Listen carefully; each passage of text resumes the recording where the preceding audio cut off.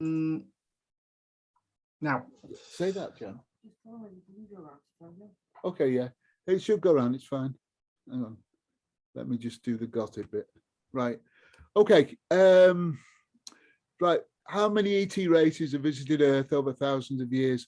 Well, I've got a short list here, but there's a lot more than what I've identified.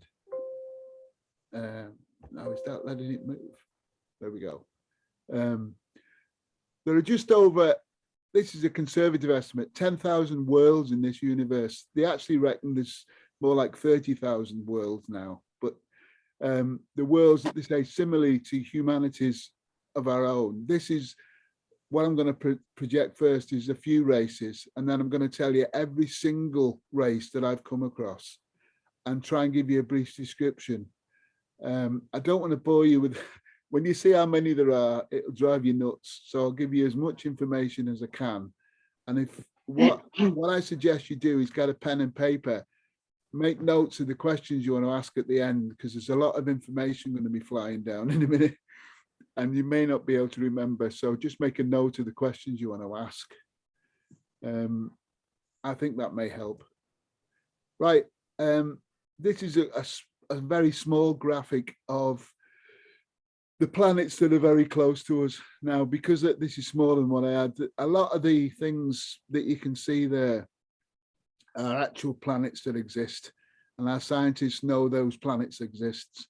But you've got our scientists tried to say Earth was the only living planet that had a moon circulating it, which is plainly not true, because as we go through this, you'll see that's wrong. And you've got, see, you've not just got this, you've got other dimensions happening at the same time as this. And that's the crazy thing. You've also got interdimensional ETs as well. Right. Now, many people talk about the mantis or mantid being. Now, the mantis, as far as I understand it, are interdimensional beings.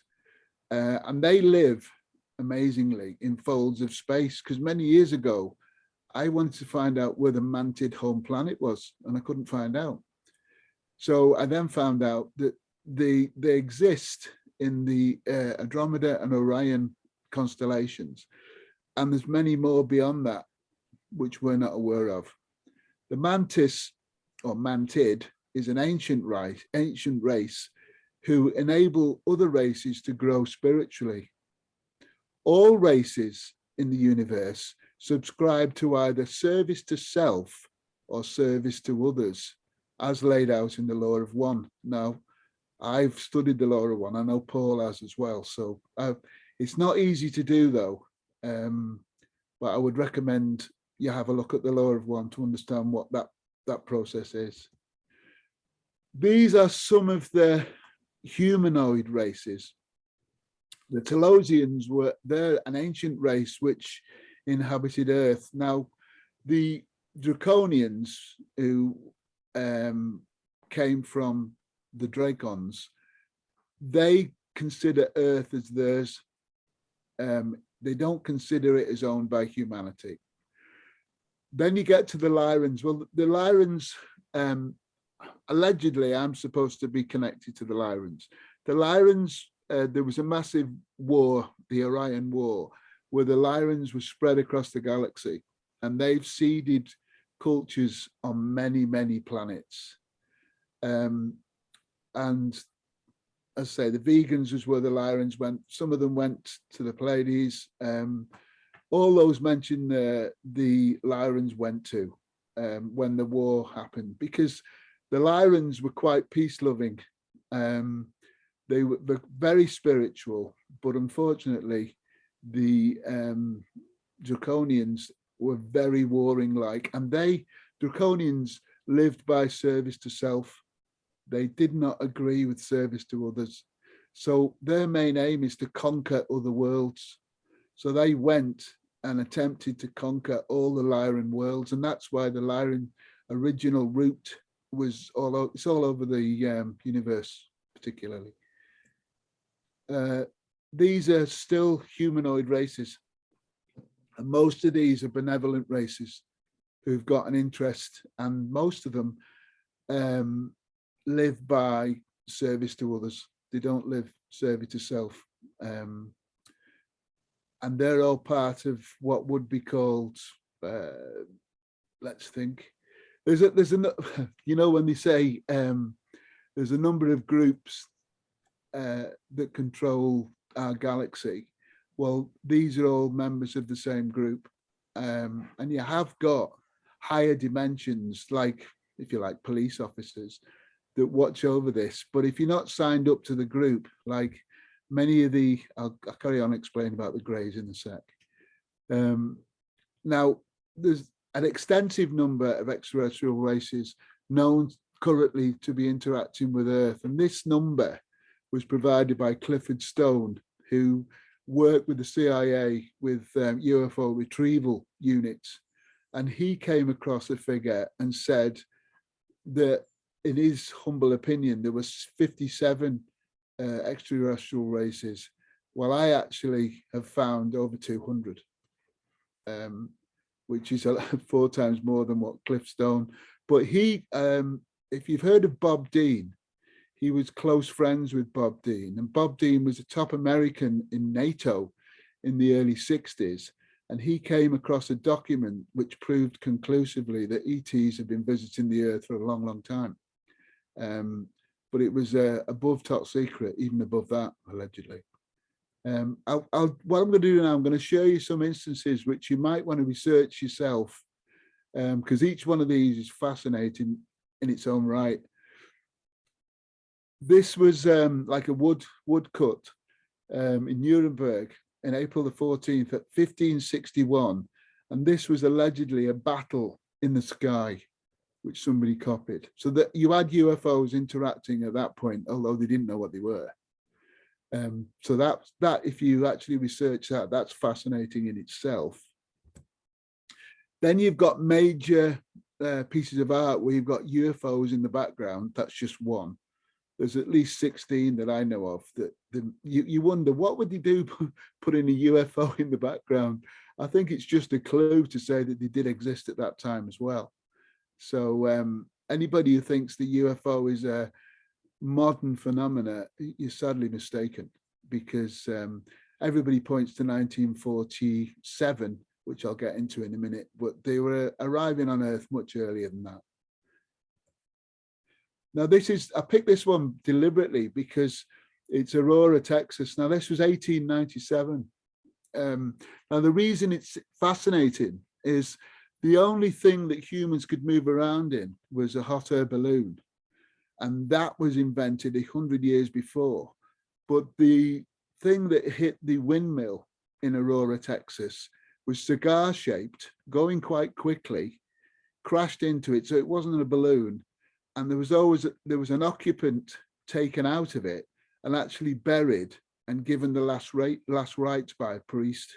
So when the body was buried, no marker was placed on the burial area, and it was very quickly shut up. So because he didn't want people to realize that you had alien beings that were about nearly 4.5 feet high, because obviously they're not of this world if they're 4.5 feet high. So that incident was very much closed down. The guy that owned the land, when the UFO hit the windmill, he put a lot of the stuff that was created when it hit the windmill down his well. Now, I think, if I remember rightly, there's been a number of programs, people trying to examine that well to see if they can find articles, but I'm led to believe that was cleared out beforehand anyway. So they weren't going to find anything there. So it's worth looking at that incident. Another classical incident is very, very important because it's the incident in Los Angeles in 1942, February the 25th. Now, the important thing about that night was they threw thousands of audience at that UFO. The UFO did not fire back. It seemed to have a force field surrounding it. And in that photograph, if you get it enhanced, you can see the outline of the UFO, which is fascinating. but people did get killed from shrapnel of what they fired at the UFO instantly.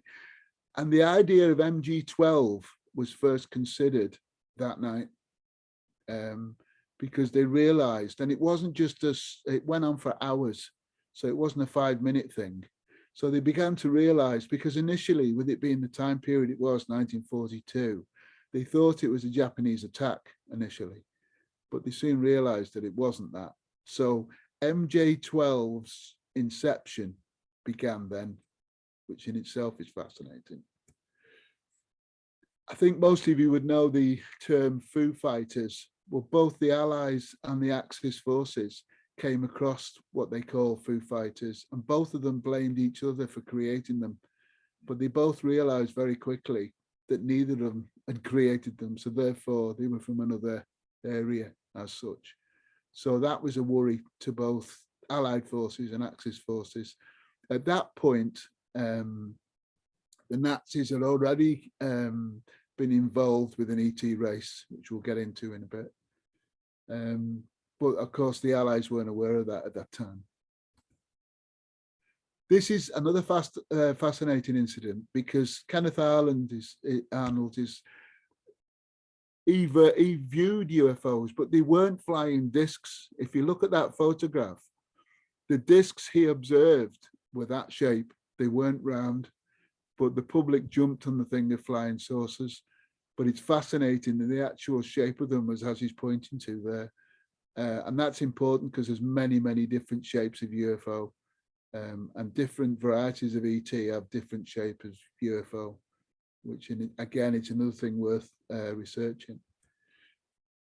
Right, the Roswell incident itself, as I said earlier, they don't know the exact time as such, but it's suggested that 1 or 2 UFOs were involved. Well, as far as I'm aware, there were at least 5. And there were bodies at 3 of the sites. So that's where what I spoke earlier about Interview with an Alien, when you talk about aerial. Read that book, it's fascinating, because the information provided within that book is so different to the history we're all aware of. But equally, within that book, and I've put it in the Michelle library, the footnotes of on every page give you more and more information, and it's quite well written as well. And it was information given to a nurse by Ariel, who was the only person that could speak to Ariel telepathically. So it is well worth a read, that book. Now, interesting, when you talk about the Roswell incident, the photograph I selected there was a fake. They tried to use various items, but the original items that were taken from the ranch weren't allowed to be shown because they were totally different from that. They tried to say that it was a weather or hot air balloon, which of course it wasn't. And they also tried to say that the bodies that some people actually said they'd seen were used by the American Air Force as dummies. But that dummy situation happened years after. That was 1958, it wasn't 47. But they tried to say that that experiment was happening in 47. It wasn't, because originally when they announced the Roswell incident, they were quite truthful. And then they pulled the paper and then put another article out shortly after, actually arguing that the Roswell incident wasn't as it was portrayed. But if you do the research, and Stanton Friedman's done a wonderful book on the Roswell incident, a number of people have, Jim Mars did as well. I recommend you read Jim Mars's book, Alien Agenda, and Stanton Friedman's book. What Stanton Friedman says in that book totally blows out the water what the narrative was regarding Roswell. So now we have got alien craft landing on Earth and proof of it. But there's been many different incidents. Roswell wasn't the first, and it certainly won't be the last. In 1952, there were UFOs around the Capitol building, and what was fascinating, the investigator that was dispatched to go and check them out wasn't allowed to look into the incident, which I found rather humorous. That is another incident which caused a bit of furore. But what isn't known by many people, there was a meeting with Alien Groups, which the president attended. And interestingly enough, the Catholic priest of New York, or the main body, went to that meeting, and all of them were sworn to secrecy. And because he wasn't part of the American government, he went straight back to the Pope and fed back the information about the alien visitors. That's why, as you go down the line, the Pope has admitted or said that if alien races are actually proved to be true, they're all part of God's children, because they knew of their existence from this point. But again, one of the reasons they give for not giving disclosure is the fact that religions will be blown apart, because it makes no sense. The truth of the reality of what our sort of history is totally different. And religions, the vast majority of religions are constructs anyway, which of course, it's just control really, which is one of the saddest things. This is a fascinating one because it's in the UK. This situation, he took 3 pictures of his little girl. And when the picture was developed, there was an alien type creature sticking out of her head. Now, he initially thought it was double exposure. So he sent the photographs to various labs to have them checked out, and Kodak being one of them. And they agreed that it wasn't double exposure. And because it wasn't the first photograph, I think it was the second of the 3, they realized that the actual camera had taken a picture of something the human eye couldn't see. So again, that is another situation is well worth researching. And he also, Jim Templeton said, he was visited by men in black.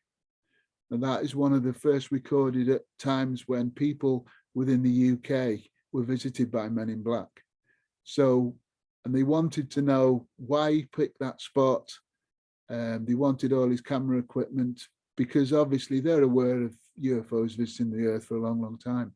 But that's well worth researching, those photographs.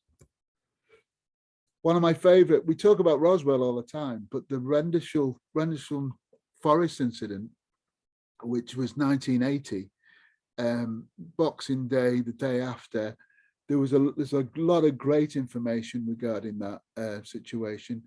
And some of the best information regarding it is a binary code that was, I could say, put through one of the guys' minds into a notebook, and that's been transposed since. And there was a message sent via that.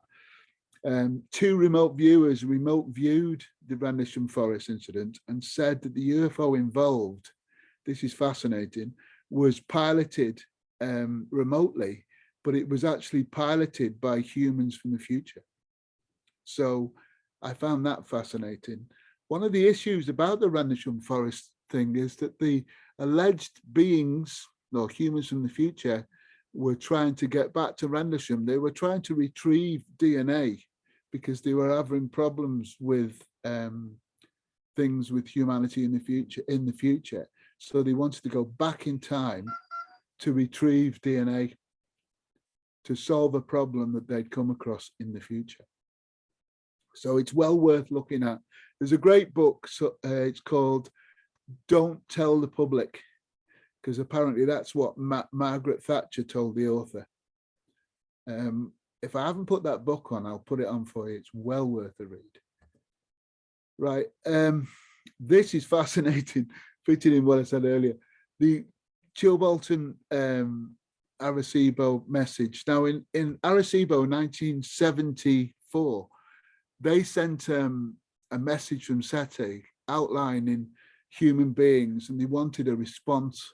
Now, it's fascinating because I'll show you the response in a minute. They're the actual crop formations that were sent allegedly in response to that message of 74. And they were sent 21st of August 2001 near the radio telescope in Hampshire. Now, these are the two, the one that you can see on the right is the response in 2001. The one on the left is the one that was sent to alleged alien races. It's difficult for me to read, so I'll go on a bit, a next slide, because it's a bit smaller.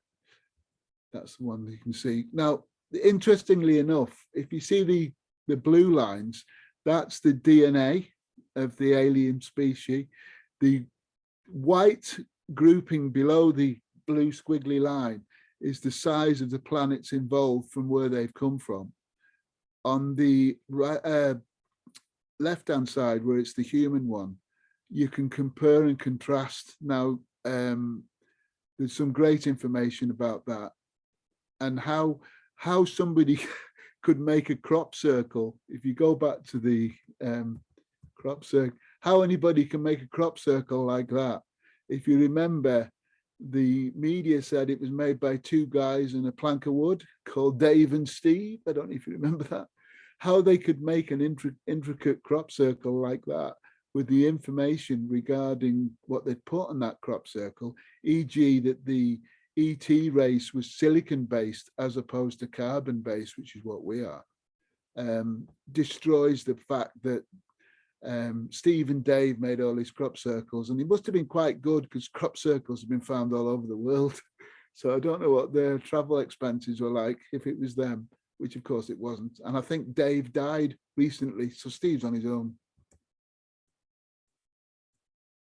These are, because I couldn't get a bigger picture, but I'll show you more in a minute. They're all the planets that we're aware of, and there are many more, because you've got many more dimensions as well. So one of the issues with the nuclear weapons is when the humans were testing nuclear weapons, it was damaging not just this reality, but other realities. And because we're so naive, we're totally unaware of what nuclear energy does and the damage it does. So that's one of the reasons why you get visitors coming to Earth, because to be honest with you, they're not, well, some races are interested in the future of humanity, but the Earth itself is a laboratory, and it's full of life. And that life is something that's shared, given to people. It's used as currency. So the Earth itself is quite unusual compared to many planets. The ETs call the Earth a water world, and they also nickname it the Planet of Sorrows, which is quite fascinating. And in that book, the Talking to the Alien, they say that the Earth itself is a prison planet. That's been talked about by many others. And it's been discussed about the fact that because the system we live in is the recycling of souls, when the soul returns, they reckon there's a grid that you can't escape. And that's another subject for another day. But that's where the prison planet thing comes in. These difficult, I don't know if you guys can see all these, but these are all taken out the book I mentioned earlier. They're all the planets that a lot of people are well aware of. The book you mentioned earlier, Mercedes, is the one they come from. I actually bought the book, obviously, to enable myself to copy that. So I talked about Lyra earlier. Now, they're one of the root alien groups of which humanity is part of. And all those particular planets, if you can read them, are all from Lyra. So when you say a Lyra, it's not one planet, it's a group of planets. It's not just one planet. And that's important to realize. The same with the Pleiades. It's not just one planet, it's a group of planets. And you've got many different groups within those clusters. And then they're all different. But most of the Pleiades have got, they service to others rather than service to self, which is rather important. And there we got the Alpha Centauri A, Alpha Centauri B. They're all planets that we're aware of. There are many, many more that we're not aware of. As I say, you got it's teeming with life, basically. You've got Beta Centauri, all those planets exist. If you get her book, it's well worth a read. Some people don't like it. They say she's pinched information from others. But a lot of the information within it tallies with what I'm aware of. And another book, which I'll mention in a bit, I'll put on the group, which everybody can read, is superb. And it does tally with a lot of what she says. So this is an interesting aspect. When Reagan was the president, he had a major briefing, and that was held on March the 6th to March the 8th, 1981. This briefing was to enable Reagan to be told of 5 ET groupings which they were going to admit to Reagan existed. Apparently Reagan himself had 2 sightings, possibly 3, but definitely 2. So he had an interest in ETs. Of all the presidents, he was definitely one who had. When they were in the meeting, they had a guy who's called the caretaker. You can never find out, I think, what the guy's name was, but he relayed the information within this briefing and told the president all the information that they'd found and then they obtained from wreckage, crash crafts and so on. And it led to this. The 5 species they identified within that briefing were called Ebens. Now, they were greys with the smaller eyes, not the large eyes.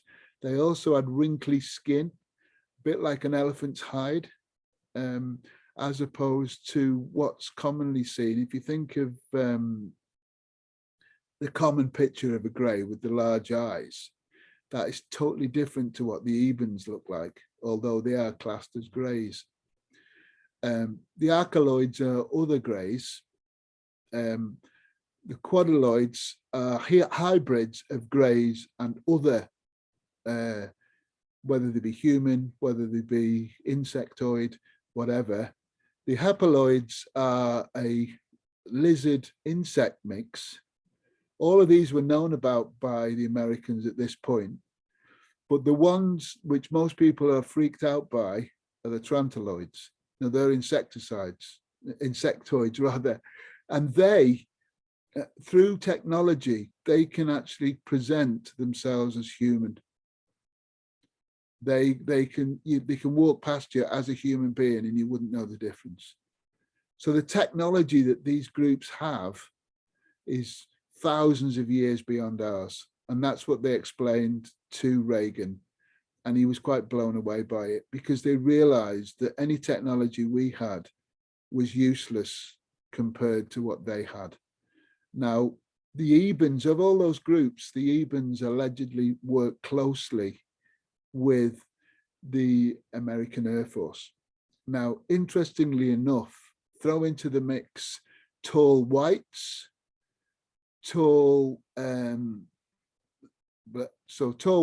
tall greys. So you've got small greys, you've also got tall greys as well.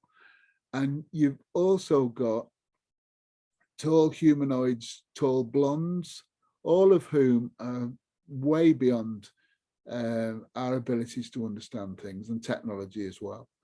Now, a lot, not particularly the Tarantaloids, are supposed to be service to self, and they're only interested in conquering worlds. So the other groups, particularly the Ebens, are very wary of the Tarantaloids. And allegedly, wars on this planet have been fought through these groups. And they have, if you want to put it, commandeered human vessels to be used within the wars that they fought.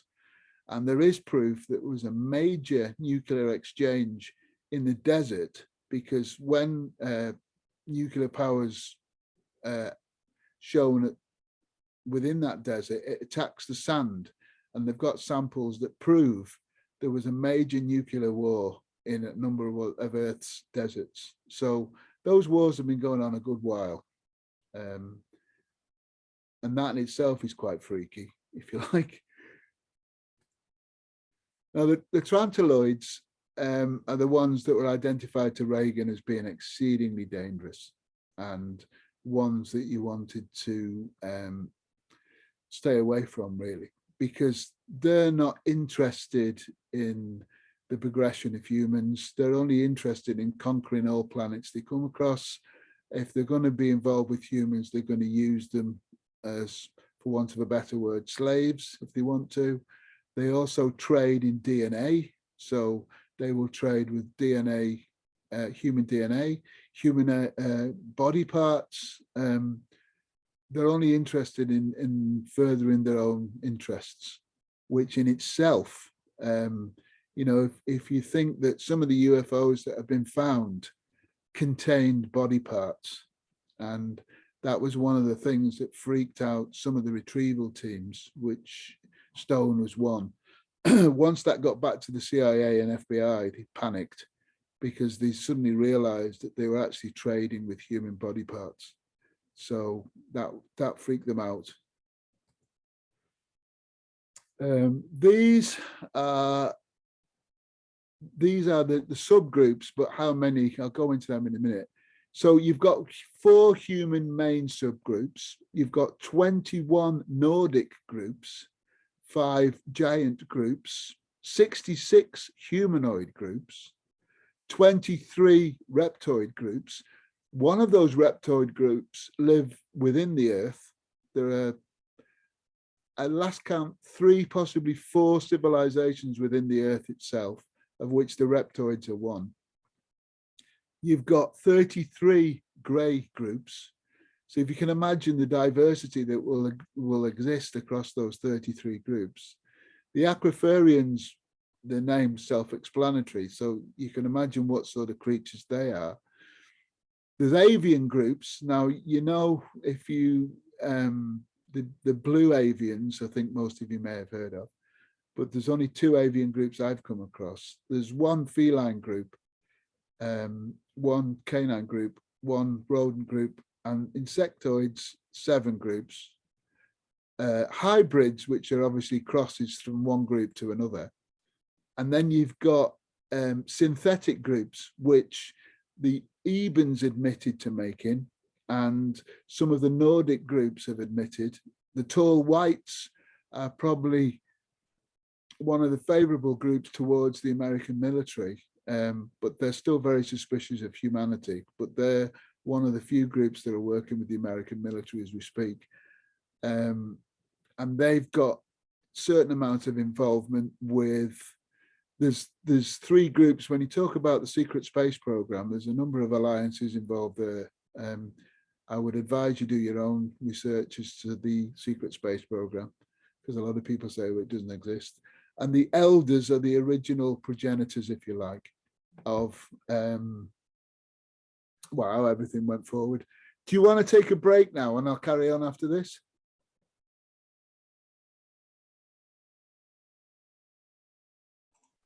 Is everybody okay with that?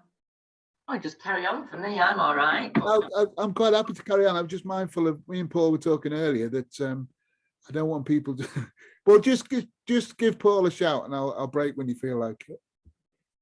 Yeah, So, I feel there's so much to remember. I might lose. Well, sorry, at the beginning I did say, I don't know if you caught what I said. Yeah, I have been writing stuff down. A pen and paper. Yeah. There's a lot to take in. Right. So the 4 human groups, the Terrans, you've got a subgroup, a subhuman group, which live within the Earth, which are Terran. The Atlanteans, most of you heard of. The Lemurians you've heard of, and the Lyrans you've probably heard of as well.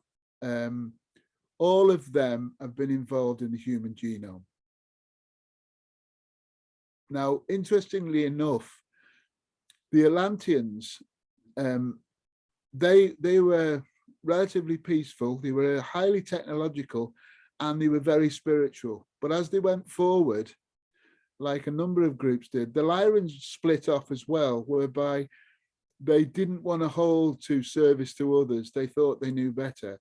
And this sounds very similar to the Bible that we're all told in the story in the Bible about how things began to deteriorate. And it's fascinating to know the same thing happened in the Atlantean culture and the Lyran culture. So, you know, they fought against this thing of service to self and thought it was better to have, service to others, and they thought it was better to be service to self. Now, interestingly enough, at this point, the reptilians started messing about with our genome, and they were the ones, they brought in the hierarchical idea that we all live by at the minute, where you got somebody at the top and then you got various layers beneath that. They wanted that because they wanted people to fight amongst themselves. They didn't want human beings to be aware of what their full power was.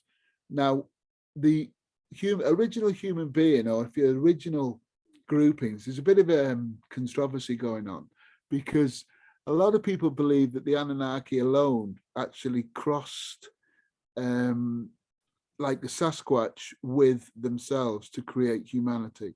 I don't think that's a bit of a corruption. I think, as I said before, there's 24 to 26 races involved in creating the genome. So to say that the Anunnaki were the only ones who did that, I don't think is so. Because the Sasquatch and similar creatures were very, very spiritual. And interestingly, at that, they were all telepathic. So there was no need for speech as such. But of course, when you it'd be quite freaky. I've spoke to a number of people, and it's quite worrying because they can read all of your thoughts, basically. Take the Atlantean culture. When they were metering out justice as such, they had 4 telepaths in the court that could read the mind of the alleged perpetrator. So they couldn't lie. They knew instantly whether they'd committed the offense or not. But just imagine how stripped you would feel when you've got no defense. So you can't lie at all. So that's one of the interesting things about the telepathic communication. So when a lot of adoptees have come across greys or other different ETs, and they've had their mind read, it's very difficult to find a defense, and it throws you out of kilter, and it causes great confusion. And when you think that many grey species are able to put memories into the human's mind, you can imagine how scrambled they feel. And then when they come back and they try to explain to people who've been abducted, not only are they not believed, but they've gone through the trauma of being abducted.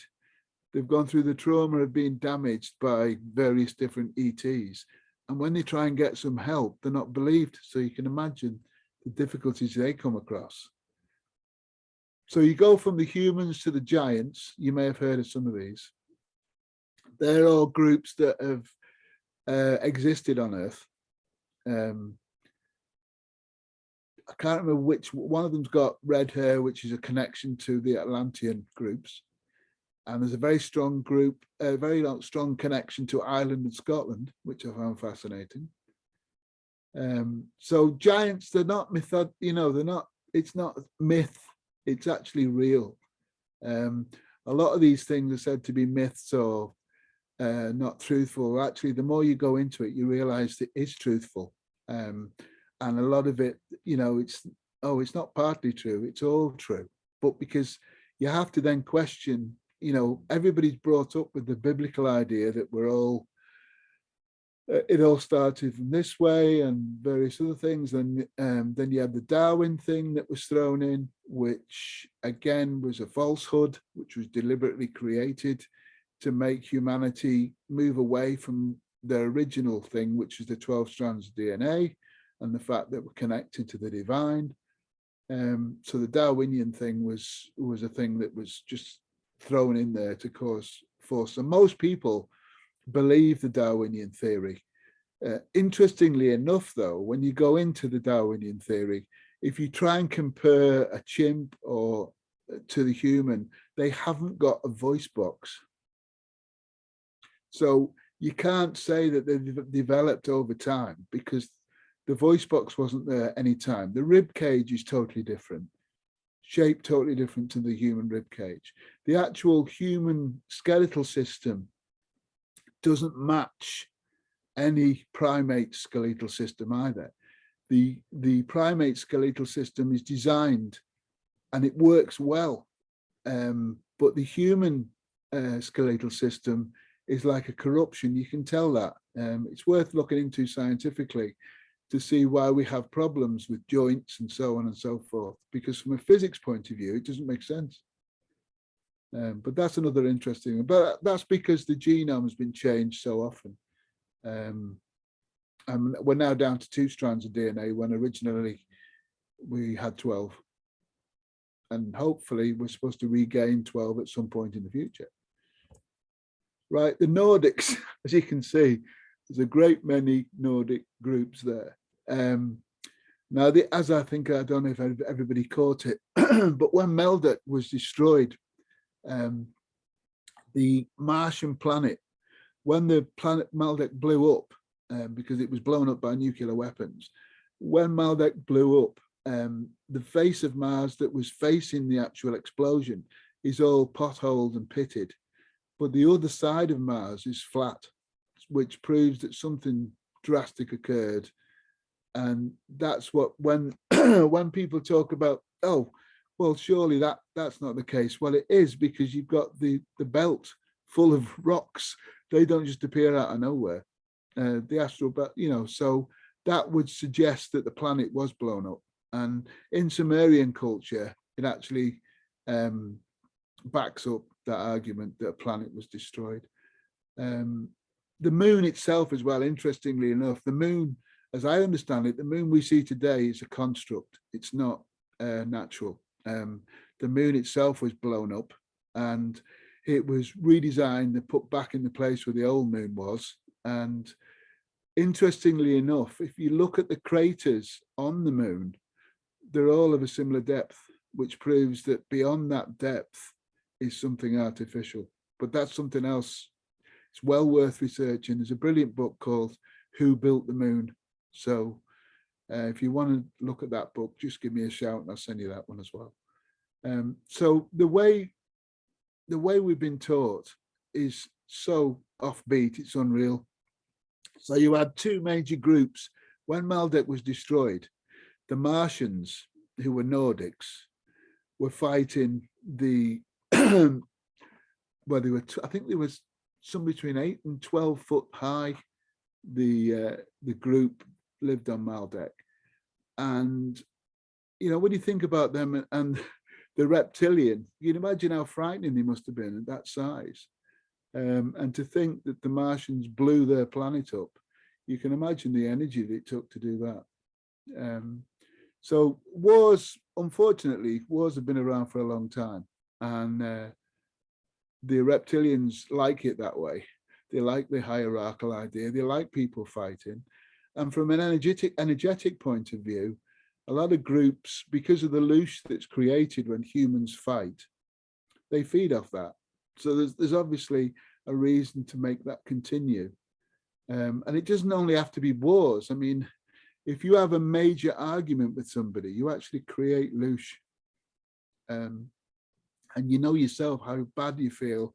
Well, personally, whenever I had a row, I used to feel awful. And that's because of the energy that's been given out during the row. But not many people realize, I mean, that's another thing we could talk about sometime in the future, how important energy is, and the effect, the negative energy or the negative effect of energy upon you.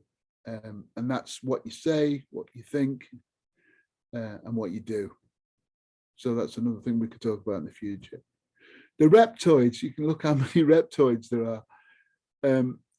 Don't confuse totally the reptoids with the reptilians. They are different. There are similarities, but they are different as well. All reptoids are not bad. There are some a bit aggressive and a bit warlike, but there are also some that are benevolent also. There are allegedly reptoids working with the US government and the Russian government, allegedly. So that in itself is fascinating. Because of course, all the major world powers want to tell the public there's no such thing as extraterrestrials, stroke aliens, but they've known for a long time that there are. And the main reasons they work with them is to gain their technology, which again is fascinating. There are all the humanoid races. I'm sorry it's so small, but that's how many there are. There's more than likely more than that. That's all the ones I've come across. And basically they've got 2 arms, 2 legs and a head. But you can imagine, I mean, if you think of it this way, every living creature on this planet can have ET developed from it, if you think. So that's the way I look at it. So every creature you can think of can be bipedal. So that'll give you a clue as to how many you're likely to have and how progressed or otherwise they will be. And many of them are interested in spiritual growth, which is rather important. Obviously, the ones service to self, they totally disagree with the spiritual growth idea, and they think they know best. And the Anunnaki are one of those. Although they do admit, the Anunnaki do admit that source exists, but they believe that they can move forward much better without source, which is nonsensical. When I spoke about the Voyager books earlier, one of the main reasons why you've got the hybrid thing going on Earth is the fact that the Greys lost their connection with source through chelonic science and other issues. They wanted to regain that, but they found they couldn't. So the only way they thought of doing it was to create a human grey hybrid. Therefore, they will be connected to the soul of the human grey hybrid and then be reconnected to source. That's one of the main reasons why the whole hybrid program has been taken on. And yes, it is real. It's not made up. There are many people that have come forward that have given birth to a grey human hybrid. The gestation period was about, I think it's between 3 and 4 months. There are many cases where women have been shown to be pregnant and then 4 months later, mysteriously, there's no fetus there because the Greys have taken it out. So that's one of the main reasons you've got the hybrid program. And it's not just hybrid with humans, you've got hybrids with other races. They're sort of aquatic type ETs, of which they're the ones I've come across or learnt about. Most of them are benevolent and not interested in injuring humans, which is rather nice.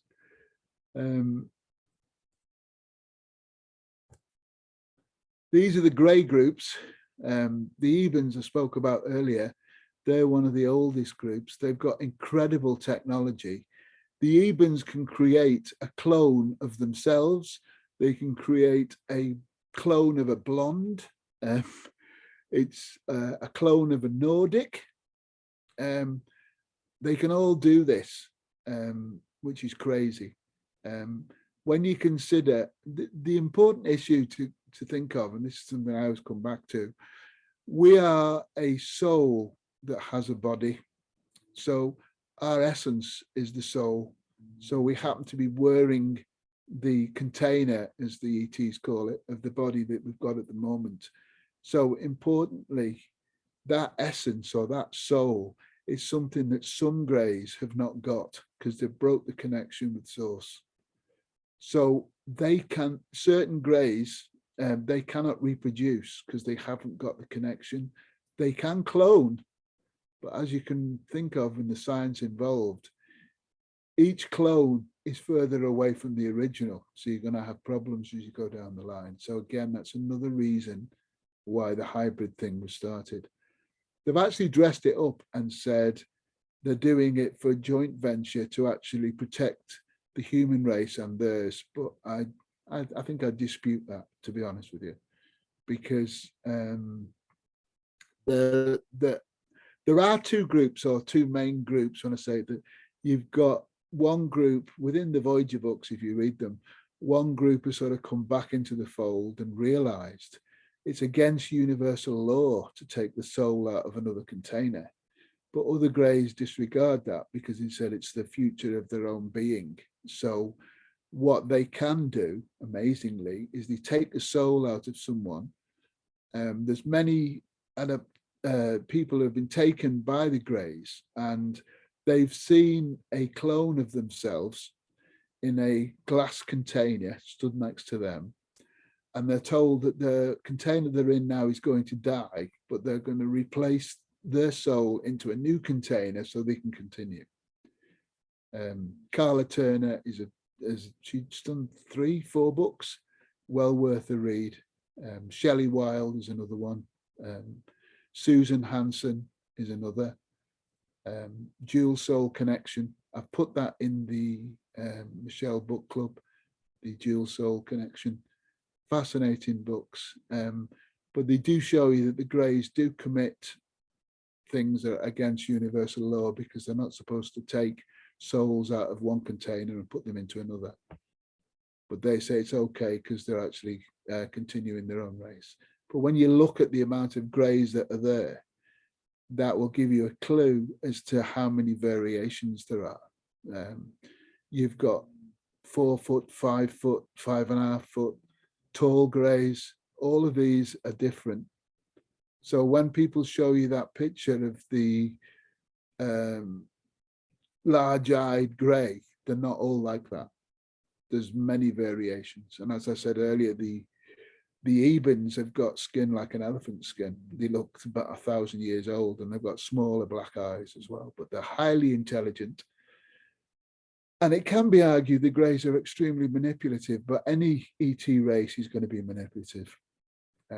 So that's what you've got to be aware of. So they've got their own agendas. That's another thing you've got to be aware of. So we're talking about entities that exist, but you've also got, if we move away from the ETs, you've also got the spiritual entities. They all exist as well. So we all need to be aware of that. I know this all sounds like science fiction, but it's not. It's a reality. So we need to protect ourselves against the darker energies, of which there are many. But because we're not taught this and we're not aware of it, when we come across something we don't understand, not only is it frightening, but we've got no control. We don't realize how powerful as humans we are. I was told that many years ago, and one of the fascinating things I was told was that humans are seen as royalty by a lot of ETs because of the 24 and 26 groups that have been involved in forming the genome. The one worry, of course, is they say we're children that are out of control. That's why a lot of people don't want us to join the universal family, because they don't feel we're fit to join at the moment. But the thing we all agree on is that we've all got the potential to become a member of the family, and a lot of people have prophesied that humanity will. I believe it will at some point, but you've got to be honest with yourself. If you see the people on this planet at the moment, are they fit to rule anything? The vast majority? I would not think so. But hopefully, if we all carry shining the lights we can and try to explain to people what we're all able to do, and we do follow service to others rather than service to self, and we all benefit then. So the world will be a different place. But I think we've got to go through a difficult ride before we get there. The Avians, as I said earlier, a lot of people may have spoken or aware of the blue avian. So there's 2 avian types. I think there's more, but there's only 2 that I came across. Then you got the feline one, the canine one, and the rodents, all of which are bipedal.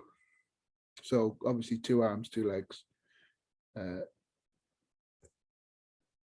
Now, the insectoids, as I mentioned earlier, the Tarantaloids are the ones everybody's afraid of because they've got incredible technology and they don't care a jot about anything else. They'll destroy anything, they'll use anything, they'll use DNA, use body parts, you name it.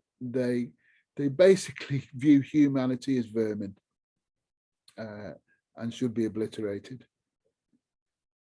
But it's not surprising you're going to have insectoid groups. But when you see a group that's like a law to itself, the Tarantaloids are not connected, as far as I could see, to any other group. They're a group that stands on its own, so it's not connected like a roots. If you look at us, we're connected to the Lyrans, the Lemurians, the Atlanteans, but the Tarantaloids are a group that stand on their own.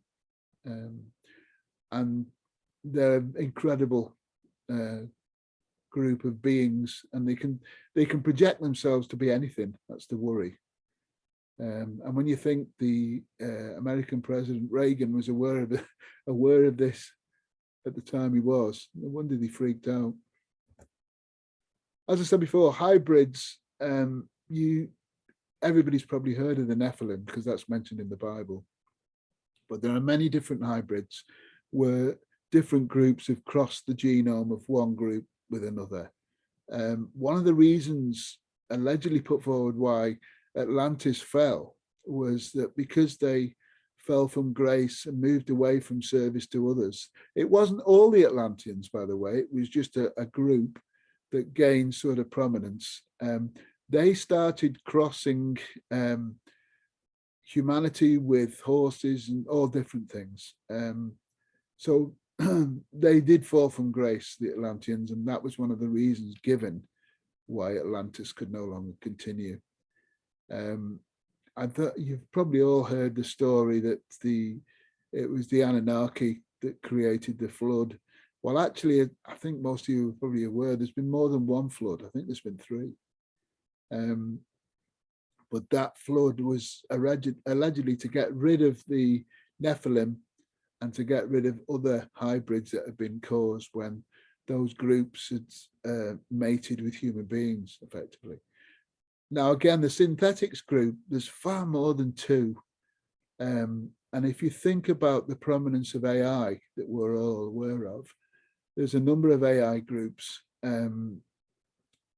who, I mean, it's hard to get your head around really, because obviously the AI groups, I was asked why had Source allowed the existence of AI. Well, obviously AI have come from somewhere and they've been created or encouraged by certain groups. All I can think of is that Source allows things to progress and learns from said progression, if you will. AI is a great threat to humanity. And some people argue that the way the world is today, I mean, we've got the gender issue in the headlines. We've got using robots. Apparently the American police are using robotic dogs. So the robot issue is far bigger a problem than you realize. I think, where are we now? 2022. 3 years ago, there was a lab in Japan where they were developing robotic things and they turned on the people that were creating them. There was an alleged contact from a satellite. So robotics are a dangerous thing in my humble opinion, because if they become sentient in any way, they don't feel a connection to Source, so they haven't got a spiritual connection. So who knows where they'd go after that. That's quite worrying in itself. These are all, when there's higher dimensional, the elders. I mean, I don't like it. Some people put gods. That's the only reason I put that there. I don't like it when people say gods, because the Anunnaki portrayed themselves as gods when they first came to Earth. They weren't gods. They were just another civilization. All those so-called elders, they all exist at different levels. And I know people say, oh, angels don't exist. Angels do exist. And there's different energetic levels. So to say that, I mean, if you think about the spiritual aspect, when we incarnate, we talk to our guides and we work out what container we're going to inhabit and what life we're going to have and what lessons we're going to learn or relearn or whatever within our contract. So we have got guides and we've got higher dimensional beings. I mean, if you read Dolores Cannon's books, they're absolutely wonderful. She talks about, on the other side, there's a particular area called the tapestry, where everybody's lineage exists as like a cord within a tapestry. And when you view your own aspect of the tapestry, it glows gold. So that is your sort of connection. And that to me is a wonderful thought, that we are all connected. And that tapestry does connect us all. I mean, if you think about the Acacia Records, that's probably what the tapestry is. Talking about the Acacia Records, I know it's a side issue, but I don't know if you're all aware that when Edgar Gacy said that the records will be found, they were found 2003, and they were found under the Sphinx, where Gacy said they would be, but it wasn't released to the public as far as I understand. So, I mean, when you think about the Acacia Records, so every thought, everything is recorded, which again is a massive undertaking, but Gacy said that prior to his death in January 41. So in conclusion, I have found over 200 ET races. ET races seeded and terraformed Earth, which of course goes against every religious connotation. That's one of the reasons why they say disclosure can't happen. But most of us, because we're all spiritual in our thinking, the religions don't give us what we need for spiritual growth, because there's too many holes in the religion's doctrine. And I think most of us realize that at some point. That's why we're desperate to find another way of trying to understand what spirituality is.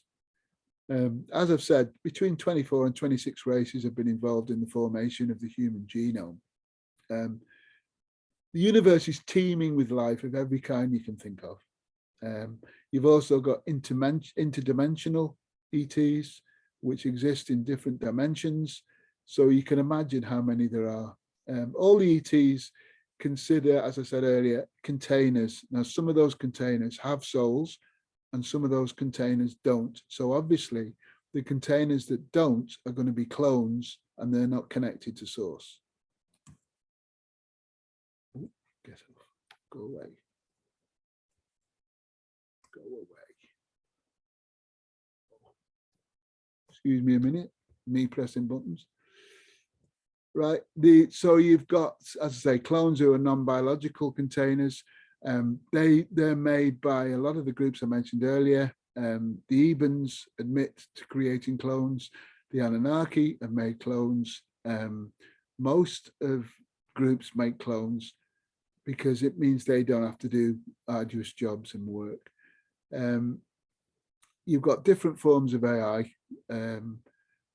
I've been told of at least 3, but I don't know at what part their involvement is with Earth. I'm not sure. All creatures are either benevolent, malevolent. Some have got no interest in Earth or human beings that are upon it. And as I said, the 2 major belief systems which exist is service to self and service to others. I know which one of those I'd choose, and I always have done. I've always been considered a little odd, but I've always felt service to self is the way to go. Yeah, service to others. I put this in because this is a picture. I don't know if you can see this very well. This is a real picture. This isn't a mock-up. That's a UFO that was seen in Michigan in 2017. Look at the size of that thing. And that wasn't a mothership, apparently, which I immediately thought it probably was. I know Corinne knows more about UFOs, so she'll be aware of motherships and smaller crafts and scout ships and various things. All the spaceships are in various shapes and sizes. Their propulsion systems are quite different. Some of the actual ships are biological, which means they're a living being, which is quite fascinating. They can move in and out of dimensions at will, which is fascinating. The actual ships are connected to the pilot that's actually driving them, directly to the pilot. So the pilot thinks its way forward. Another interesting fact I found out that female gender are better pilots than male. A lot of people don't realize that, but their ability to fly ships is better than men, which flies in the face of what our patriarchal system tells us. But there you go. There's some wonderful, I mean, I'll go through the books in a sec. Right. These are some of the books I've used. Now, the Selected by Extraterrestrials is a fantastic book. Now, Tompkins was involved World War II with the Americans, very early age. I think he was 12 when he started. He's done 3 books now, Selected by Extraterrestrials, although the 3rd book was not actually written by him, it was inspired by him, but it's still in the same group. The 12th Planet's another one that's brilliant. All those books are worth reading. The UFOs are real. That was that's Stone's book about the retrieval of UFOs. The Voyager books, as I said earlier, I really encourage. I mean, it's a bit difficult initially, especially Voyager 1, but they're well worth a read because they're giving you a true situation of humanity and where it is and where it's come from. Gift from the Stars, that's a good book as well. Some people don't like Linda Moulton Howe, but I think both of her books are good. She provides some good information. Some people think that she's sort of a plant of opposition, but I think a lot of the information that she's brought to us is accurate and they're worth a read.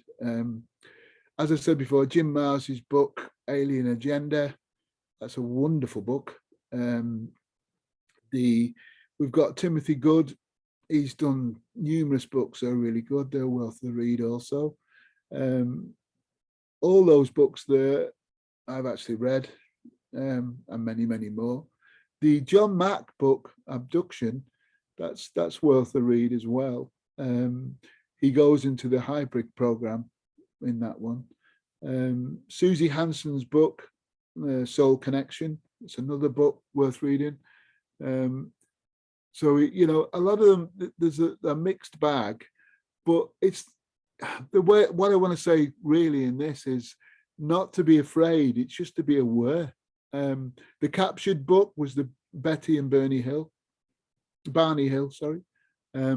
Important book, because some of the information that Betty gave has been proved to be correct. She was given a picture of a star system, which nobody could find at the time, but people have found since.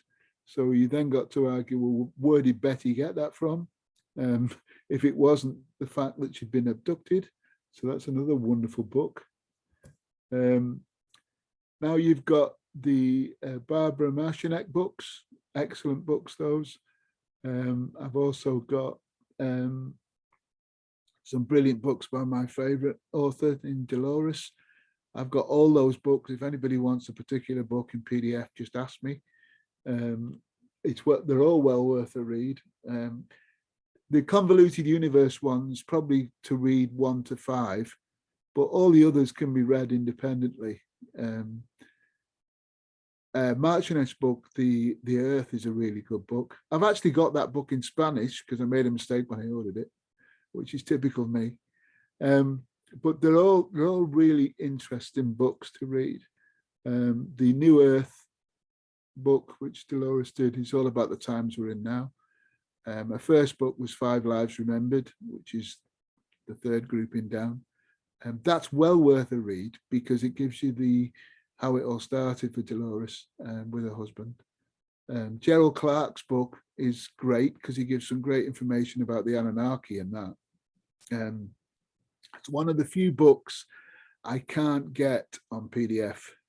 It's quite a big book as well, but some of the information he gives regarding the Anunnaki, and how you've got Greek legends and Roman legends and how they're all corrupted, but they are basically talking about the same Anunnaki individual within those books, within those myths. So people call them, they're not myths as such. And then the different sort of bits that I've got information from. I've got loads of these, so I didn't want to bore you with all of them. But the book, the ET Races book, I'll put that in the group so you can read that. It's well worth a read. I didn't want to, there's so much information. I think I've chocolate your head anyway, but I didn't want to go too far. But that's pretty much it, guys. So if you want to have a break and then ask questions after, that'd be good. Yeah, we're good. Yeah. Should we say okay? 5 minutes? Or do you want longer? It's up to you guys. I'm sorry I droned on a bit, but there's so much. Okay, what we'll do is we'll have a 5-minute break, and then if you've got anything you want to add or questions, if you just put your hand up, and then we'll start the question and answer session. Okay, brilliant. Okay, I'll pause the recording. Fantastic, Sydney. Thank you, Sydney. Yes, thank you, Sydney.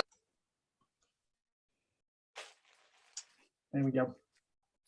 Okay, yeah. Oh, great. Anne's first, I think. Oh, thank you very much. Just got two, so I'm hoping they're quick enough.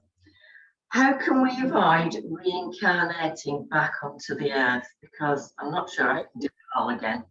There's no way to well, it's an interesting one, this actually, because as I said earlier, allegedly we live on a prison planet which has got a grid around it. And when they say follow the light, but actually some people argue that if you follow the light, you'll be back into the recycling of souls. Yeah. So the counter argument to that is to actually think about your starseed, where you originated, think about that, and you'll be directed to your original starseed rather than go back into the recycling.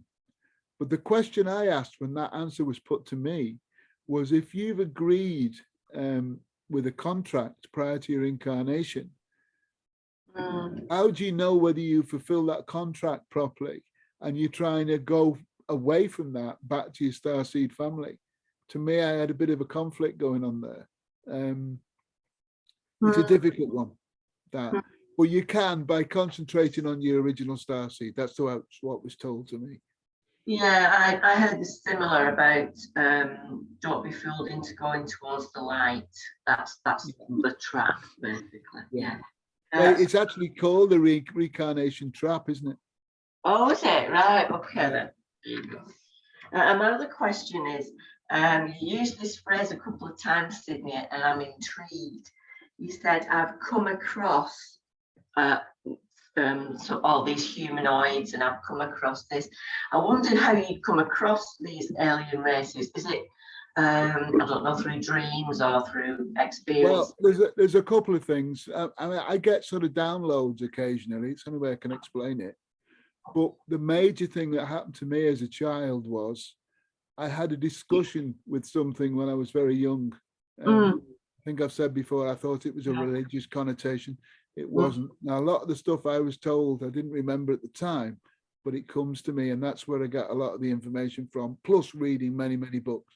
Yeah, of course. I don't know how you read as much as you do. It's phenomenal. Oh, but well. I think Mercedes will back me up on this. There's a certain synchronicity about what books you read. So when you read one book, there's a circumstance that appears that makes you go to another one. It doesn't necessarily, the second book isn't mentioned necessarily in the first one, but you sort of gravitate to this book. And then when you read through the second book, you think, oh, this connects with the one I've just read. Yeah. And there's like a synchronicity that goes on. Yeah. Okay, I think that's most of my Okay, Anne. I did have. So I've got asked, answered as you went farther along. So thank you very much, Sydney. No worries. Really fascinating. Loved it. Thanks, Anne. It's Paul next. I only just made a few notes, just adding to things that you'd already said, particularly about William Tompkins, or Bill Tompkins as he's always known. Is what you were saying about Majestic 12, MJ12 beginning during the Battle of LA. Yeah. William Tompkins' story started there as well, because he was only a couple of years, I think he was only 16 years old. He watched the Battle of LA from his back garden. And literally everyone went into panic mode, didn't they? And a couple of years later, he was 18 years old. He was charged by the Navy to deliver briefing packages from spies in Germany. Who've come back with stories of like what the Nazis and the German scientists were working on, reverse engineering UFOs and stuff. And it was his job at 18 years old to take his boss's private plane and deliver these briefing packages to all the different aerospace companies in America to see if they could reverse engineer what they were doing. And the book is fascinating. I don't know why, I just seem to connect with the bloke. He was just a gentle soul, wasn't he? Definitely. If you hear his, he was making models. You'll probably know this because you've read the books.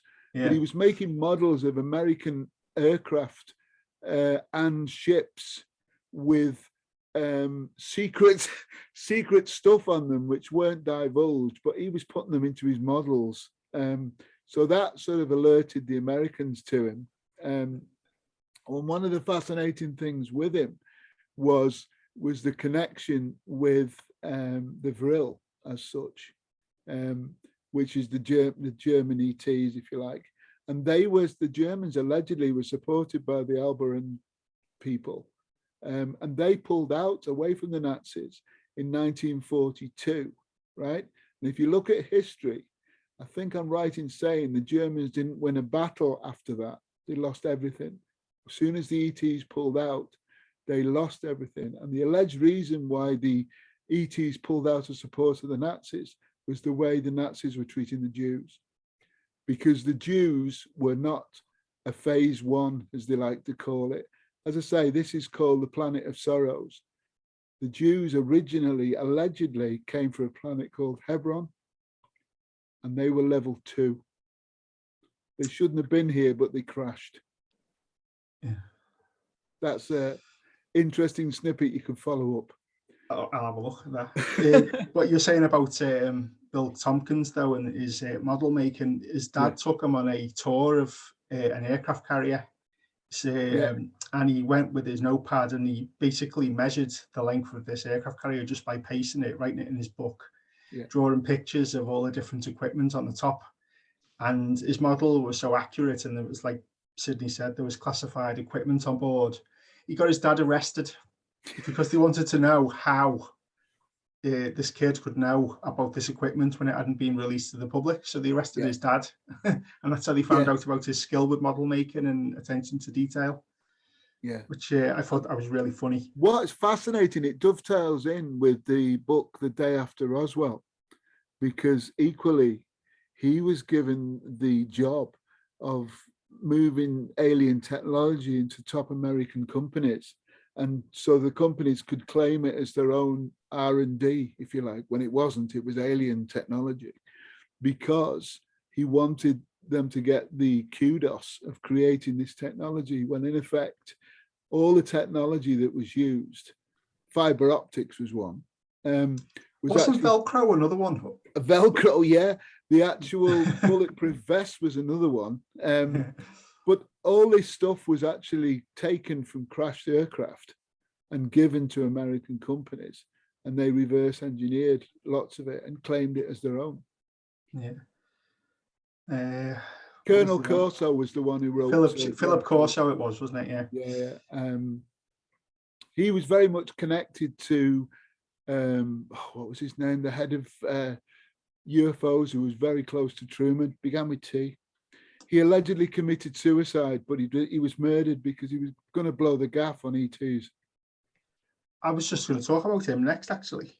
Yeah. Oh no, maybe not. The Washington Flyover, the picture you showed. Yeah. According to all the books that I've read, that was a consequence of an earlier operation led by Admiral Byrd. Yeah, that's down right. to Antarctica, because when the German group pulled out, you said in 1942, they all went down south to Antarctica, and at the end of the war they hadn't surrendered, whereas obviously the Germans on the mainland had. And Admiral Byrd, Richard Byrd, he was the explorer that went to the South Pole. He led a fleet down to the Antarctica to clean up these pesky Germans. It was the biggest fleet since D-Day, wasn't it?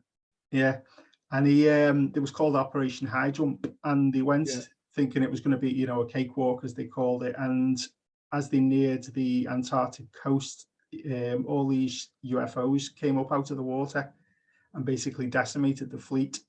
And it was all hushed up, silenced, and even Byrd himself was silenced a few years later, wasn't he? He wanted to speak about it.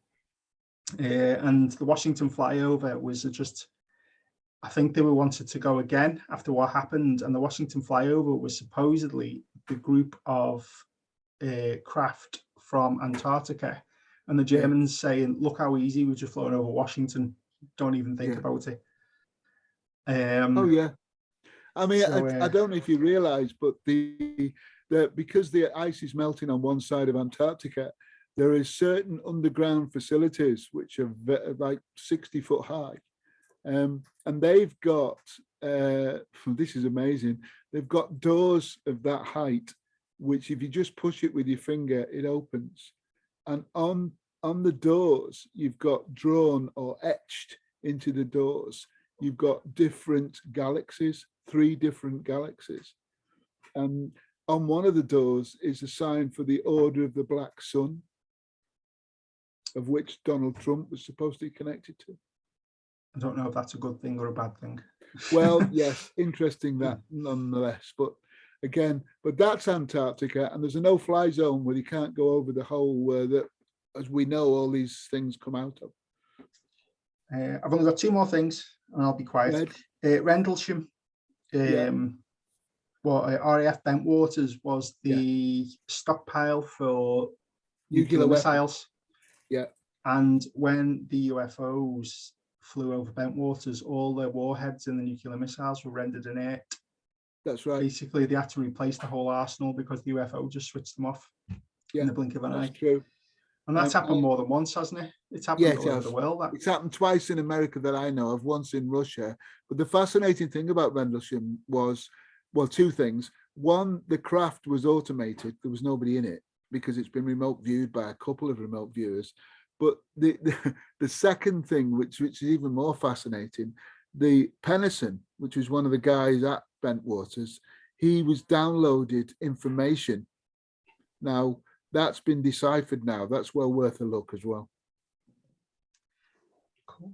What was the other one? Giants, one of the giant races you were talking about with the red hair. Yeah. This is a recent one if anyone wants to Google it, or there's loads of videos about it on YouTube. During the Afghanistan war, there was an incident which is known as the Giant of Kandahar. Yeah. Where a group of American soldiers went to clear out this cave complex, and they met, I think it was like 12 or 14 foot giant with red hair came out and started attacking them with a spear. And there's like obviously there's no pictures of what happened, but there's really, really detailed drawings and paintings of, the giant and what happened to it. And they took the body away on a plane and stuff like that. So they obviously did exist. Yeah, of course they did. I mean, whether they're hiding underground or not, I don't know. But they only come out at night.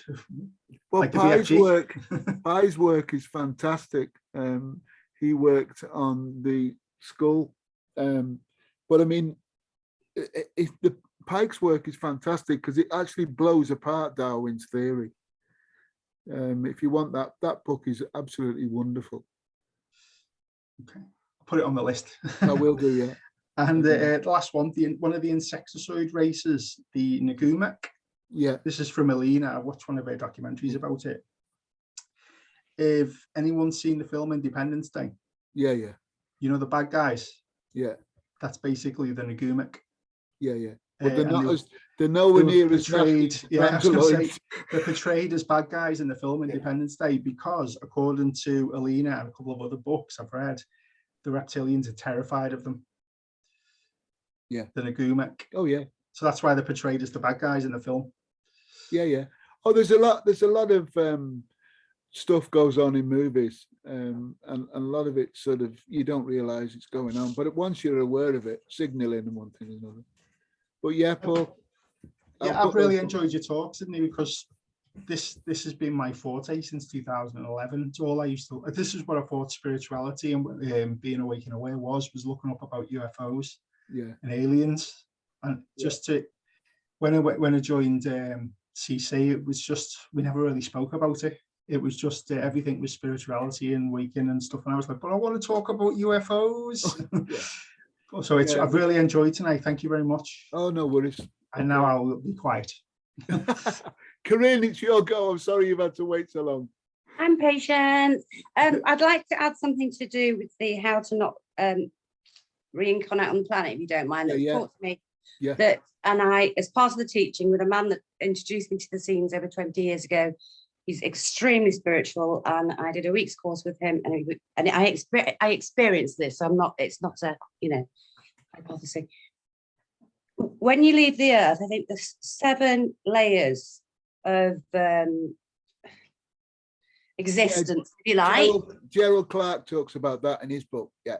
Right. Okay. So when you leave, you will go through each of these layers of existence, and you will see people that you knew in this life that you might go, oh my God, that's my wife, I want to be with her. And you'll get sucked in, or you'll see someone that really hurt you as a child or something, and you'll want to go and have a go at him, and you'll get sucked in. And I have been through this. So you go past all these 7 layers, and then you come to like, what's the doorway of heaven? Go through the doorway of heaven, and then you can go back down to see your loved one. You won't want to go and see the person that was horrible.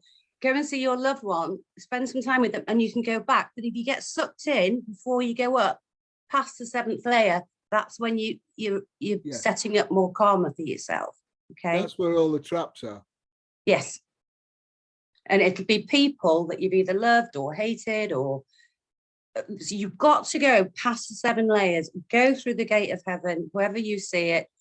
And then once you're up there and you settle there, you have the ability to go up and down as you want without having to reincarnate again.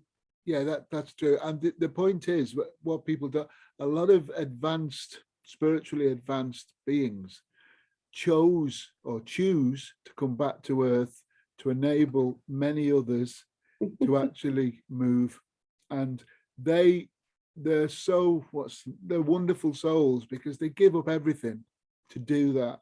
And in doing that, they get a lot of or some do, not all, they get their memories wiped. So all the wonderfulness they're aware of, they let go of that to enable others to progress. And I can't think of a bigger gift than that. Well, to be honest, I do see Jesus quite a bit, and he was with me for quite a while last night. So I am convinced I was in this same thing. I know I was, don't come on. So I understand that, and I have had memories coming back over the years. So I'm not here to talk about that. Right, okay. Questions. Now, a couple of years ago, I put on MeWe Pro because I had an experience here where I woke up and there was, and it might be a synthetic, and I asked questions, what have I seen? And no one answered me. And it was like a Terminator robot, but friendly. And it was like made out of like a dolphin skinned metal that I've never seen in my life. And he appeared male, and he was beefy, looked like an American football player. But he was just observing me. He wasn't, I didn't feel any threat from him at all, but no one was able to tell me what he was. And before you said the synthetics, I thought perhaps he'd come from another alien race and he was one of their robots. What do you think that could have been? Well, yeah, I mean, the term observers is correct, because a lot of ETs, they want to observe. They want to observe what's happening, because a lot of ETs are fascinated with what humanity is, where it's come from, and where it could go. There are many, many species that are just observing. They're not involving themselves in the process. They're just very interested into what's happening, how it's happening, and how people are progressing. Some ETs are totally flummoxed by how human beings constantly war and fight. To them, it's totally counterproductive and doesn't achieve anything. The other issue, which most ETs are amazed at, is the human emotion. The vast amount of human emotions and how we have to deal with them. Because as Dolores says, this is the toughest school you can come to. And one of the comments that was made to me was, let's think about this for a minute. You keep talking about ascension and everybody leaving the earth. That means the school disappears. So just think about that for a moment and think about the fact that, as Dolores says, you'll have a new earth and an old earth. The old earth will still be the school, but the new earth won't be. That to me made sense anyway. Yeah. So, but do you think that robot was from an alien race, or do you think it was a synthetic race? Well, yeah, I mean, the argument being, once a synthetic race gets sentience, I mean, it was argued, Dolores has argued, if something becomes sentient, then it's got every right to progress as far as it wants to progress. And it's governed by the same laws as human beings are. In fact, one of her books does talk about a robot that does become sentient. And that sort of proves the point you're asking, is that yes, if the synthetic becomes sentient and understands what that means and what can be achieved, I think it's not unrealistic to expect that could happen. Right. Well, it liked me. It was just looking at me. Well, yeah, I mean, again, because the unfortunate thing is the big thing is, do not be afraid of the unknown as such, because Dolores always said that. One of the reasons why she didn't maintain a connection with a lot of UFO groups is they portrayed all UFOs, ETs as negatives. When yes, there are negatives, there are malevolent groups, but not as many as some people make out. I wouldn't go the other way like Greer when he says everybody's benevolent. Well, they're not. That's equally silly. You've got so many different groups, so you're going to have malevolent and benevolent groups. But to turn around and say they're all one or the other, I think is stupid. It doesn't make sense. And as I say, it all comes down to the law of one, is service to self or service to others. I agree. And I think Janice put in a post, I think it was Janice earlier, ask what's there if you're not sure what it is, because I was taught by my mother that if something comes to you and you ask them in the name of Jesus Christ, whatever it is you believe in, to show you what they truly are, they've got no choice. They have to, or they have to go. Yeah. So, yeah. Well, they've got, I mean, all the negative stuff, they've got to, that's one of the laws, that they've got to inform humanity who and what they are. The way they do it, it's up to them. So it could be done through films, it could be done by, I mean, a lot of people are talking about crisis actors and issues now. There's a lot of that going on now where they're signaling. Now, if you're awake and aware, you can see the signaling, you know what it is. And the unfortunate thing, as you know, because we both know, Jesus's message was not Christianity. Jesus's message was called the way, and it was a follow-on from what the Essenes taught. The Essenes taught the way to both Jesus and John the Baptist. Unfortunately, because Christianity particularly has corrupted that, they've also corrupted who and what Jesus was, and who and what Jesus's reason for being was. It wasn't what it's been portrayed in the Bible. It's nonsense. But as always, they always corrupt things and move it to their own control situation. If you look at the Bible itself, most positive information is in the agnostic gospels. And those gospels follow very closely what the Essenes taught. And the Essenes were treated as, a lot of people, as strange people to be avoided, but they were more spiritual than any other human around at the time, because they knew how we all should be. And their technology was incredible, as you know. The Essenes had incredible technology, and they could have protected themselves, but chose not to. Yeah. So, I mean, I'm reading the Gospel of St. John at the moment by Rudolf Steiner, which I bought a few years ago. When I picked it up, somebody was saying, I think you were saying earlier, years ago, I couldn't understand it. And now I have the understanding to read it. Yeah. So you're everything right. has its time. Everything has its time, Karen. Yeah. You know, you know, it's like when you talk to people, I mean, the alien thing is a classic, and Paul's always been interested. I've always been interested. When you try to talk to people, they've got to be ready to understand what you're trying to say, because the first reaction is to dismiss it completely. Very similar to the way we feel about the coronavirus issue and the vaccinations and everything else, is to dismiss it because it doesn't fit in with their paradigm, you see. And once you start saying something that actually disrupts their paradigm, they don't like it because they feel awkward then. Because then there's something in the back of the mind goes, hang on a minute, maybe. Once they do that, that's when things begin to break down.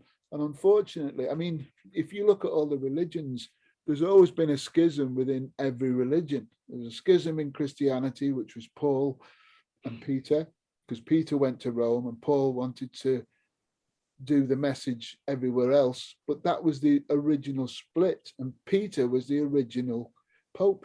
That's why it's called the Fisherman's Ring, because it was Peter's ring. And that split in Christianity, there was a, you know, in all religions, there's been a schism one way or another. And that's because, to use a phrase, it was all built on sand. The foundations are not strong. What the Essenes taught people was a strong foundation. It was love, compassion, understanding of male energy and female energy, and the importance of both. And for people to move forward, you had to have the unity of both energies. But we live in a patriarchal society that dismisses womankind, which is totally nonsensical. Thank you, Sydney, and thank you for putting this together for us tonight. Okay, no worries. Thank you, Corinne. You're welcome. Okay, Janine. Sorry you've had to wait. I don't mind. Well, I was gobbing on earlier on in the break, so I've had my share. I can't complain, really, can I? I just wondered, I'd be interested to hear you speak to your views around I know there's lots of fracturing going on within the truth community over all sorts, but I'm just thinking about the Council of Nine or the Nine, or they've got different names. Yeah. And I know there was, I'm terrible remembering names. I know there was an Israeli guy who worked a lot with the likes of Uri Geller and whatever, doing remote viewing, connecting with the Council of Nine. But it is becoming, the Council of Nine or the Nine is becoming a bit of a contested concept, if they are a concept. What can you just tell me what you think about them? Basically, you had the Council of Nine, and they had the person that they sent to the States, who was actually in the Pentagon, wasn't he? I'm trying to remember his name now, but he actually worked in the Pentagon, and he was allegedly part of the Nine. You've also got the Emertha, who had the Five. Now, the Emertha are supposed to be guardians of Earth as well as the Nine are supposed to be. And interestingly enough, when you think, it's like religions, if you like. I always go with what resonates with me, and as Paul said earlier, what I've read or what I've understood, right? Because in order to muddy the waters, a lot of things are thrown in, so you don't grasp the reality. The spiritual issue is very, very important. But in order for you to understand the importance of spirituality, you need to understand where we've all come from. And it's not as the Bible, professes. It's not at all that. And all religions are about control and about taking your own personal control away. And you go within, it sounds cliche, I know, but you go within to find your own answers. And the original message from Jesus was exactly that. The kingdom of the Lord is within, and he meant within yourself. And that's what the Essenes say, because we are far more capable than we give ourselves credit for. But because we've had our genetics messed around with by so many, particularly the reptilians, we've got these innate things which cause problems. So you know yourself, if you try to meditate, you're in a battle with your mind straight away, because your mind's immediately jumping in there saying, hang on a minute, don't listen to this, don't do that, just don't shut up. And it's going on all the time. And to master spirituality, you have to master the fact that your mind doesn't want to lose control. Your ego doesn't want to lose control, because it's always had control. Once you get into the proper realms of spirituality, you understand that you are a multi-dimensional soul with incredible ability, and you've chosen to inhabit this vessel so you could experience what 3D life's all about. But importantly, that enables you to learn about yourself and others through that existence.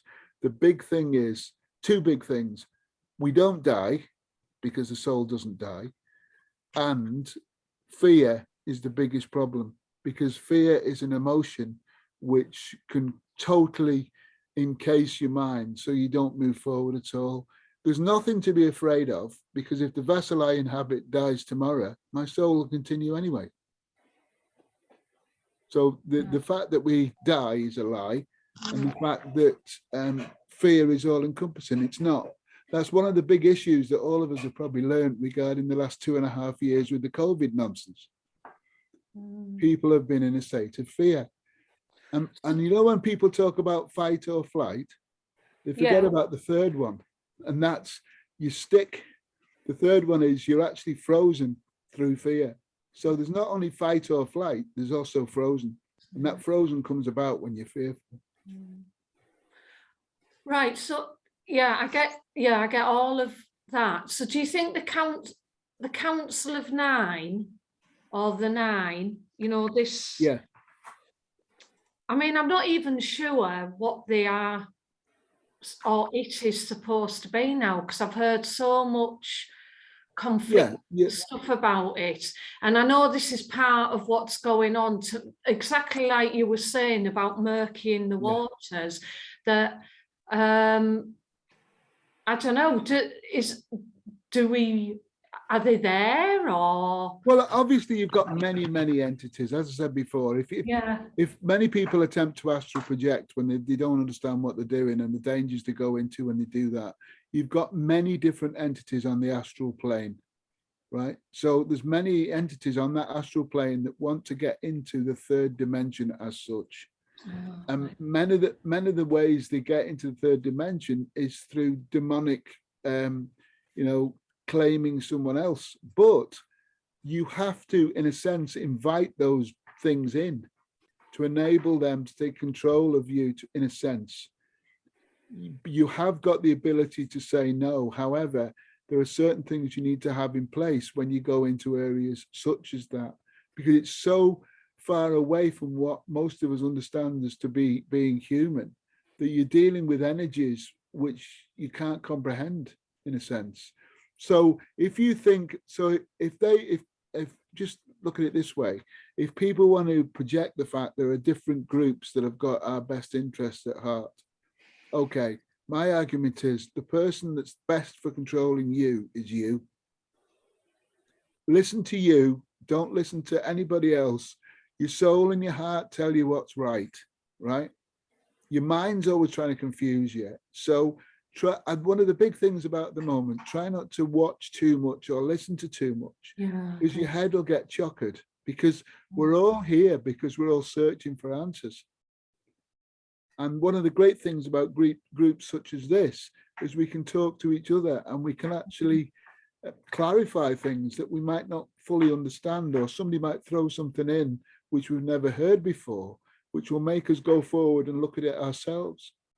And the important thing is we need to do that, and we need to do that in a way where we're not totally non-judgmental, because everybody's experience is different to ours. But if we share our experiences honestly and non-judgmentally, we all grow and we all learn.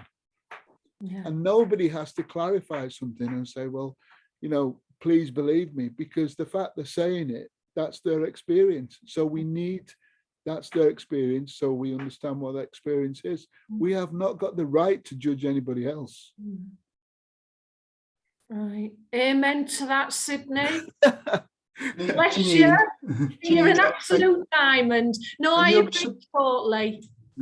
Are you subscribed to Elena Danan on YouTube? Yeah, but I am, but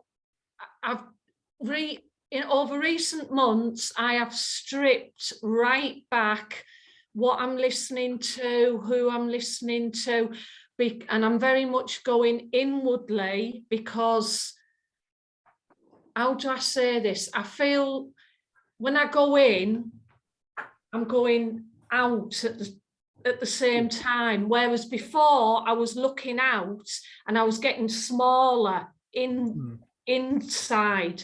So I'm on a Telegram channel, I'm on all that, but I've deleted a lot of channels now. As I say, you know, it's just the Council of Nine, it keeps popping up on different things, and I'm a bit like that about it, and I just wanted to check in on my compass in this group, that was all.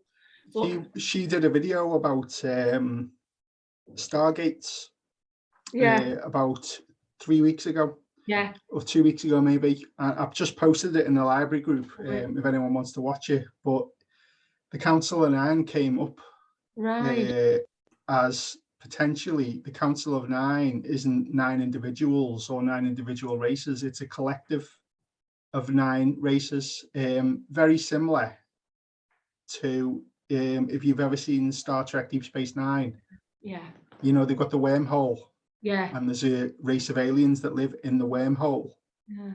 Well, apparently, according to Alina, well, the video, I haven't really corroborated it anywhere yet, but there's 9 major stargates or wormholes in our universe, and one of them's in, you know, Earth space, in our solar system. And the 9 that she said, you know, what we talk about as the 9 are these 9 collective races, trying to guide, you know, they exist outside of time, and obviously they can see the past, present, and the future at the same time. But it's worth a look. It might just give you another perspective. Yeah, she mentioned I posted the link for you. Oh, cheers, because she mentioned that some months ago, actually. And then somebody else was talking about the 9 individuals. Then somebody else was linking it to this research that this Israeli guy did. And then where I got with it was I just left it be. But because of the topic that Sydney's so beautifully spoken about and from tonight, I thought, oh, I'll just check out and see what his, you know, what everybody else's and Sydney's view was. So, I mean, I know that's Elena's view because she started articulating in that a few weeks ago, I think. Yeah, she had some guy on called Dan Winter. That's it. Never heard of him before. But what caught my eye, I mean, I used to love Stargate, you know, the TV series and the film. And I was just flicking through, I've only got about 6 channels left now. And Alina's one of them. And it came across, and I was just flicking through the video just to see if there's anything interesting before I watched it. And it came across, you know, the alphabet around the edge of the ring where they used to dial the different planets they go to. I always thought it was just a made-up alphabet. But then this Dan Winter guy comes on and says, oh no, it's the real alphabet, it's the Enochian alphabet. And the way he sorted it out, or he organized it into these 9, I think it was 9 by 9 grids in order. I can't remember exactly what he did, but it was 9 by 9, this grid with all the different letters in. And he said to Alina, you read that and tell me what you see. And as she read the 9 letters, top to bottom, left to right, it was the name of 9 angels, Michael, Oriel, I can't remember anymore because I didn't go to Sunday school, but you know what they all are. So that sort of hooked me. I thought it might be worth looking into. I will do. Cheers. Tell you an interesting thing, Paul. I don't know if you're aware. You know Gene Roddenberry that did the Star Trek franchise. Did you know that he actually stayed with a friend of Dolores Cannon's that channeled the information that he used for Star Trek? I have heard that before, yes. Yeah. So, and he did the same with Deep Space Nine and that sort of thing. So it's interesting, isn't it, that you know, they talk about the Prime Directive, but as I said, I'm aware that a few grey species just ignore what they consider the universal law rather than the Prime Directive, but it's the same thing. They ignore it, And because the Earth is a free will planet as such, they take the view that we can do what we want, and there's no repercussions. But there are certain greys that are part of the universal group, and there's a big argument going on about different groups, whether it's universal group of light and all that. So yeah, as I say, that for me, you follow your own heart and soul, and that'll lead you in the right direction. Right, Lucy hasn't stopped talking, so I think it's about time we give her another chance. I'll shut up. Okay. At last. I'm Oh sorry, my Lucy. God. I have got about 50,000 questions. Oh, I'll just dear. start with the first one. Well, yeah. So brilliant so far, and that's why I've got loads of questions. So I'll just let them flow out, yeah. Yeah. So I'm looking at this in the I'm looking at the Earth. I'm looking at all of us here as like star seeds from planets all created. I'm looking at it and I'm like, well, what are we made up of? Are we different races? We've got different souls with different races, and my questions are things like, what are we as little light bringers here? Will we be made with different particular DNAs or particular races? And what is the job? What is the job of us with the future of humanity? So we've got children, we've got people on the planet now who are waking up. And there's a lot of spiritual people, but there's spiritual people who don't take on ETs. There's a lot of loving, kind people that don't take on ETs as a reality. So my question is really, where do the ETs really fit? This is more questions, sorry. Okay. Is the purpose to bring in the Essene, the Jesus real message of the Essenes, as one of the real things, like to bring about the balancing, the emotional intelligence, the male and female, kindness to others, mindfulness, getting over the ego. Are we meant to develop superpowers like telepathy, astral? Are we meant to be having spaces where we can activate DNA, activate the... Well, the 12, if we add the 12 strands, all those, what you call superpowers, are actual things that we all should do if we had the 12 strands. The 12 strands were reduced to 2 strands by a number of races. The Anunnaki claim that it was mostly them. I believe it was more than them anyway. But once you do that, you're actually limiting what the human vessel. Now, the important thing is to actually separate the soul issue from the vessel, right? Once you've connected with the human vessel, you're living in the 3D. You've had your mind wiped because, to quote Dolores, how can you take the exam when you already know the answers? So one of the reasons for that mind wipe, which a lot of people don't like and say that's pointless and all the rest of it, but you've had many lives. But if you are still, and some races do have access to their many lives, right? Incarnation is not just a human thing. So one of the issues, if you think about, I think Paul mentioned Deep Space Nine. If you think about, if you were aware of all the different lives, just think of the chattering that would be going on within you, because you actually contain all the people or beings that you've been in many lives, and very like the Trill in Deep Space. Yeah, it'd be too much, wouldn't it? Yeah. So that's one of the reasons why that probably doesn't happen. But the important thing is, as I say, it's the actual growth of the soul itself. That's what it's all about. And it's not the vessel, as important as it is, it's about the soul within the vessel that's important. The lessons that you learn, the relationships that you have with people, because they're teaching you stuff all the time. And to understand the complexities of what it is to be human, a lot of the ETs are amazed how resilient some humans are, given the amount of barriers that have been placed in the way. So rather than focus on the human vessel, focus on the souls that actually inhabit that vessel and what they're there to do. So most of the souls, as I think Paul and I spoke about earlier, if you think about the waves of souls who have starseeds who have chosen to come to Earth to help what they see as the transition, right, of where humanity should be, they've done that out of love and compassion for us.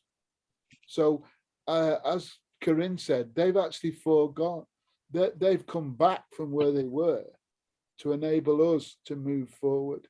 And as I said to Corinne, that's such a special thing to do, because they could have, they could have said, sod them, I'll just stay where I am. But because they've got love for other souls, enable other souls to move, they'll do that. And many different starseeds have agreed to do that. And some, when you think of Dolores Cannon's book, The Three Waves, a lot of the first wave, which was allegedly in the late 40s, early 50s, have committed suicide, because being in a human vessel was too restrictive, too difficult, and it was too painful for them to go through. Now, as the different waves, the first, the second, and the third wave have come, the understanding of the human condition has increased, and the suicide of those starseeds has decreased. And now you're getting children coming to the Earth with incredible powers, because their understanding of the situation, they've learned from the three previous waves. So it's all about the actual growth of the soul, not the vessel it inhabits, whether it be a Tarantaloid, whatever creature it tends to be. However, some of the ETs have chosen service to self. So they're not interested in growth. They're interested in dominating and controlling things, but they're missing the point, because look at the Greys. They've lost the connection to source. So to enable them to try and get it back, they're creating hybrids in a vain effort to get it back. That's how important the soul is. Now, the Anunnaki admit the existence of the soul, but say their hierarchical way of being is more important. Oh, okay, that's cool. Yeah, does that answer any of those questions? No, Because but it wraps it up, because in a way, I've done loads of spiritual stuff, and the latter part of the last 3 years, I guess, it's suddenly sprung into the extraterrestrials. So I had a really nice picture of what my purpose here was on the planet, and then now I've got flying saucers and like in Earth creatures and giants, and like I had a load of other stuff because I trained in Rudolf Steiner, so I knew about quite a lot of other bits, but I was just trying to piece together. I'm trying to navigate what now. How does it really fit now as to what's the plan? yeah. Well, if you You know. think of it was once said, wasn't it, that it was once said that Source wanted us to go forward and learn, right, and pass the information we learned back to Source. So the more souls that are learning, the more information is sent back to Source. That was the original idea, if you like. So every single one of us is special in our own right. As a soul, you've got, for want of a better word, a personality, right? Each soul has got a personality. That's why when you look at Michael Newton's work, you look at soul groups. Now you're within a soul group because of a similarity with people within that group, and you're all at a similar level of growth because you're in that group and you gravitate to that group and you all learn together. Now the important thing is it's all about experiencing and learning, and you learn so much better in a group, but you also cherish the group itself and the part that you play within that group, because every one of that group is special, but they also see you as special. So completely the reverse of selfish to self, service to self. Everybody's equal. Nobody's better than anybody else, and everybody plays a major part in the progression of the group. Now, service to self species, you don't want that. They want the complete reverse, where you've got controllers and you've got people at the bottom of the pile. But that is not the way even as a child, it didn't make, I mean, when I used to argue with priests about religion, it didn't make sense to me. You know, they come out with ridiculous things because they say the Bible was inspired. Well, I don't know if you know, but some of the verses in the Bible were added, translated, and that's not inspired. That's humans putting parts in the Bible that weren't correct. One of the most famous ones is he without sin cast the first stone. That was never written in the Bible originally. So it just shows you how corrupted that can be. But the Bible itself was corrupt from the point of formation when it was put together in Nicaea, when Constantine and his cohorts put it together, because they didn't include so many other agnostic gospels. And please note that depending which Bible you read, and they're not all the same, how limited the female expression within it is. It's mostly male. And that goes contrary to what the Essenes were saying right from the very beginning. I watched Dark Skies the other night, and one of the things that struck me in the film was the sacred geometry on the ceiling in the kitchen. There's a scene where all this stuff's just been piled up. And there's no way a human could have done it, and they just come down and they find it like that. But the reflection on the ceiling is the sacred geometry. And maybe that's your link, Lucy, the sacred geometry to the extraterrestrial intelligence. Yeah. But you know, that is helping us, that when we access, because it's a kind of magic, if you like, when we access that we open up something inside ourselves, as you've said, drawing the repeated patterns opens something else up that perhaps you can't do when you meditate because there's too much noise in your head. So maybe that's that is where that connection is with the intelligence and the sacred geometry, because it's I mean, I'm only just starting to learn about the sacred geometry, but it's amazing. It's everywhere. It's everywhere. It's everywhere, and it's in nature as well. And the spirals are in nature, and maybe that's our connection. That's our link. That you know, going within as well with those patterns, using that sacred geometry. That's maybe the message from me out of that film, was to go inside and to teach ourselves what that sacred geometry means for us internally.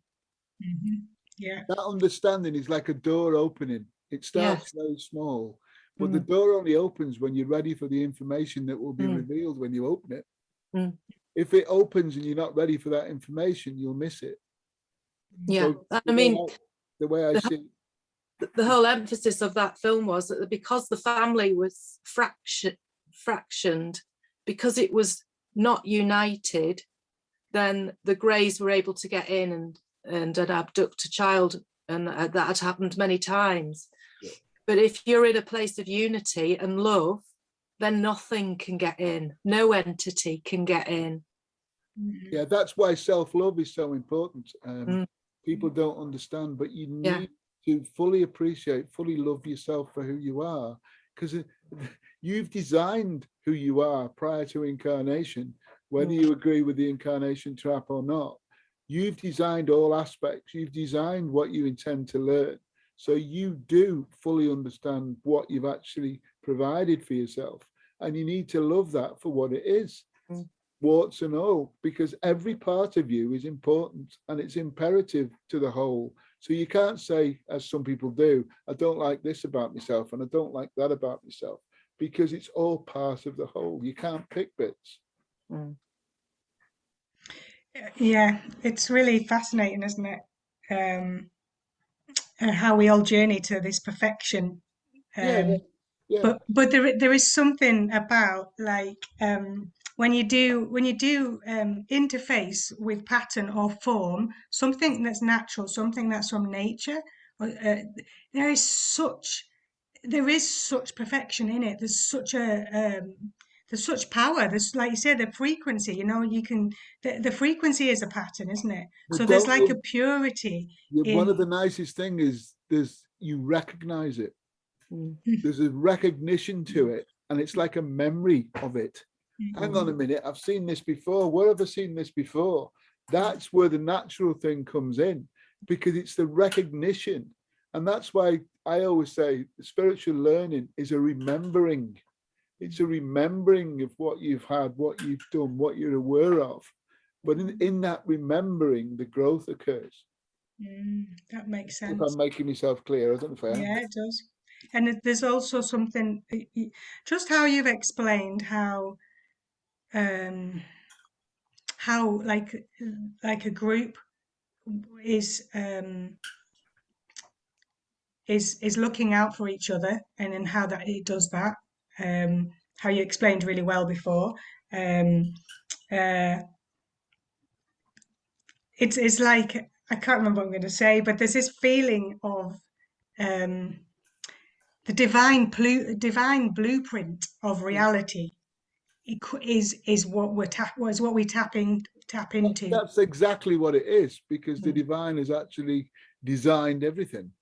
So if we can make that, if we can actually form it and create it, and if we're doing that with a pattern, are we also doing that as a group? Is our energy turning in? Is it going into like a star? And sometimes, and Janine's laughing there. no, but 'cause that's what you know, manifesting is, isn't it, Lucy? I'm smiling. I know it's good to like it, whatever. When you're manifesting something, that's exactly what you're doing. And as souls, one of the main things a soul can do is manipulate energy. Right? It's one of the first things it learns to do on any level, right? So when you come into a vessel, whether it be a human vessel or any other kind of vessel, you're immediately restricted. You cannot do what you could do as a soul. And that's one of the issues that souls, when they incarnate into whatever vessel they incarnate into, it's one of the difficulties they come across, because they can't manifest like they used to, because the actual vessel is actually preventing them from doing so. But as I said before, the fact is, as a soul, you choose the vessels you're part of. And you probably read many times, many ETs follow family lines. They abduct, for want of a better word. See, they don't even use the term abduct. Where we use the term abduct, they don't use that term at all, because they just, it's like a holiday, if you like. They're just reuniting with someone they've been connecting to all their lives. And if you look at a lot of people who've been abducted, they've usually been abducted from a very early age. If you read the Susie Hansen book, that book explains that very well, because in that book, the ETs explain to Susie she's going to have 2 children, and one of the children is going to be far superior to even Susie's abilities. So there's an incredible connection, and energy, everything's energy. And if you think about a situation, I always think of Whitley Strieber, because he was visited so many times, and him and his wife wrote some wonderful books. But when he was abducted, to use our term, when he came to where he was, a person who died 3 months before was stood next to the graves. And Whitley Strieber couldn't get his head around it, because when somebody's dead, they're dead, he thought. But then you've realized there's a spiritual connection with the ETs in that as well. So it is all connected, as you say, Lucy. It's amazing. What I didn't want to do was chocker people's heads, because there is so much to learn. I just hoped it would pique people's interest in various things, that they might go forward themselves and look. Well, yeah, I'm sure we could talk loads and more. You can. As I said before, everybody's experience is equally valid, and we can all learn so much from each other. Yeah. I'll tell you what, Sydney, I wish you were my teacher in school because I would have paid attention. Well,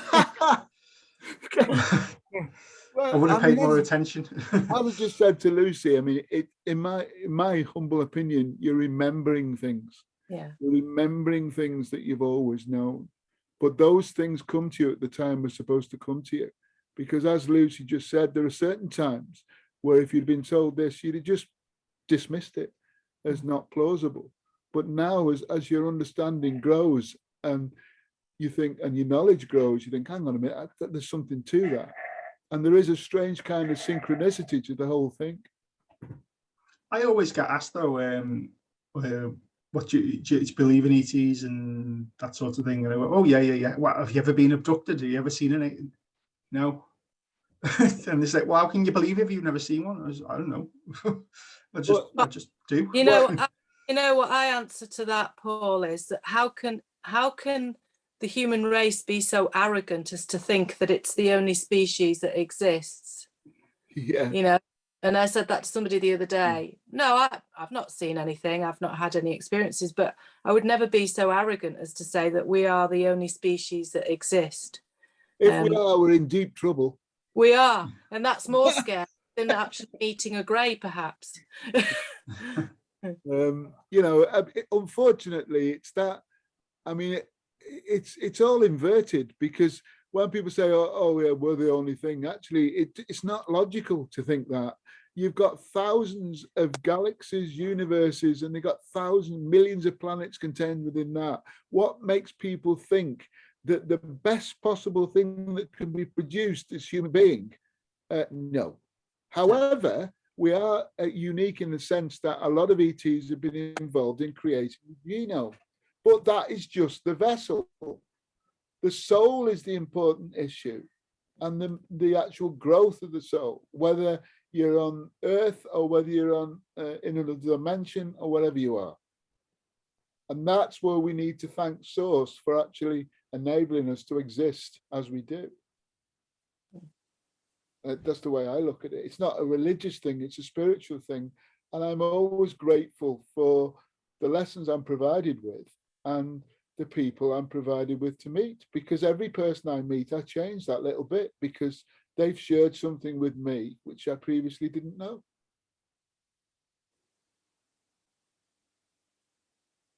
Fabulous.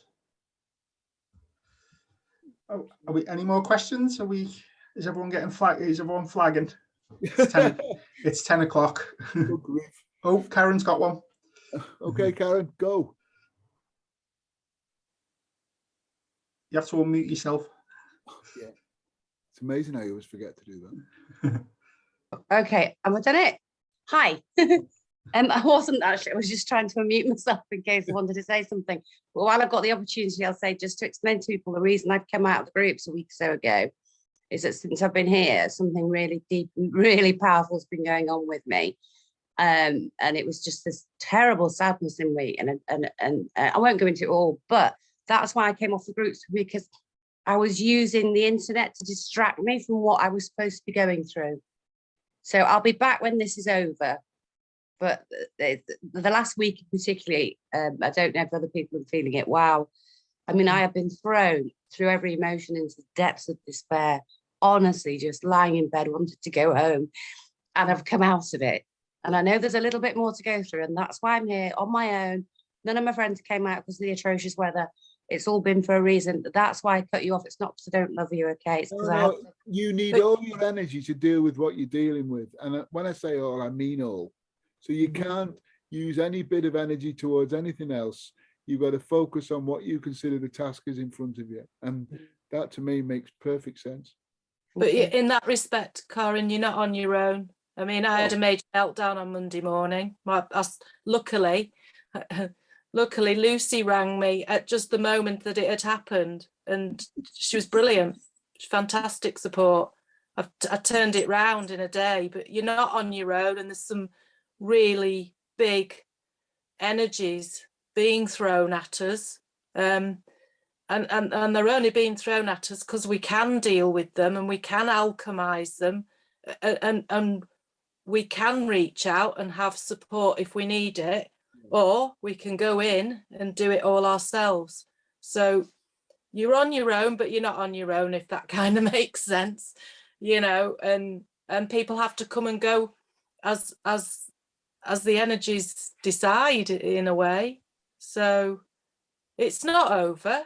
It's not over. It's never over. It's never over. Exactly. No. It's learning every single day. And the thing is never to be overwhelmed by anything. No, never to be overwhelmed. And also it's like a magic that we've formed here, that there is always someone else there to either listen or for you to listen to. And it's brilliant.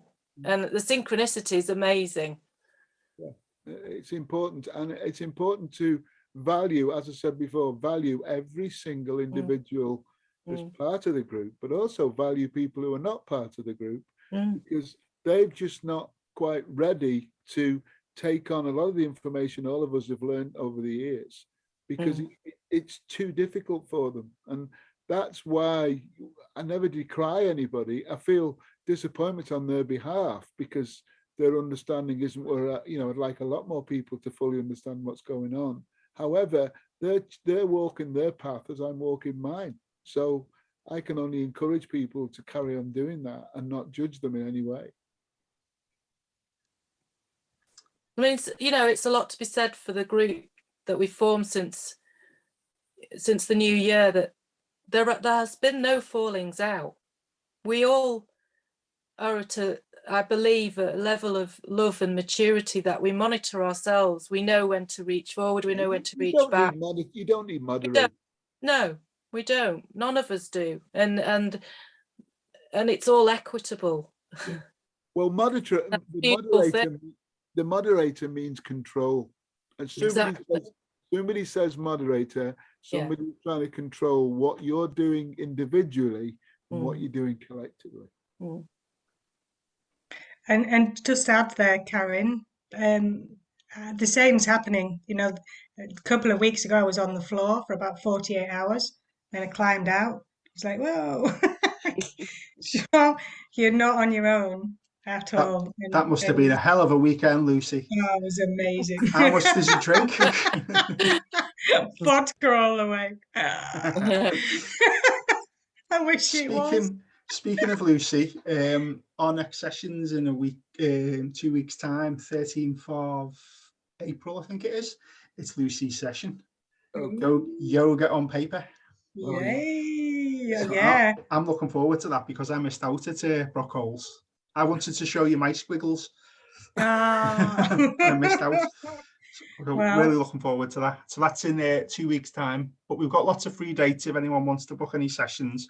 I will ask Sydney again. I'm sure he's got more things he can. Well, as I say, the missing 411 is fantastic.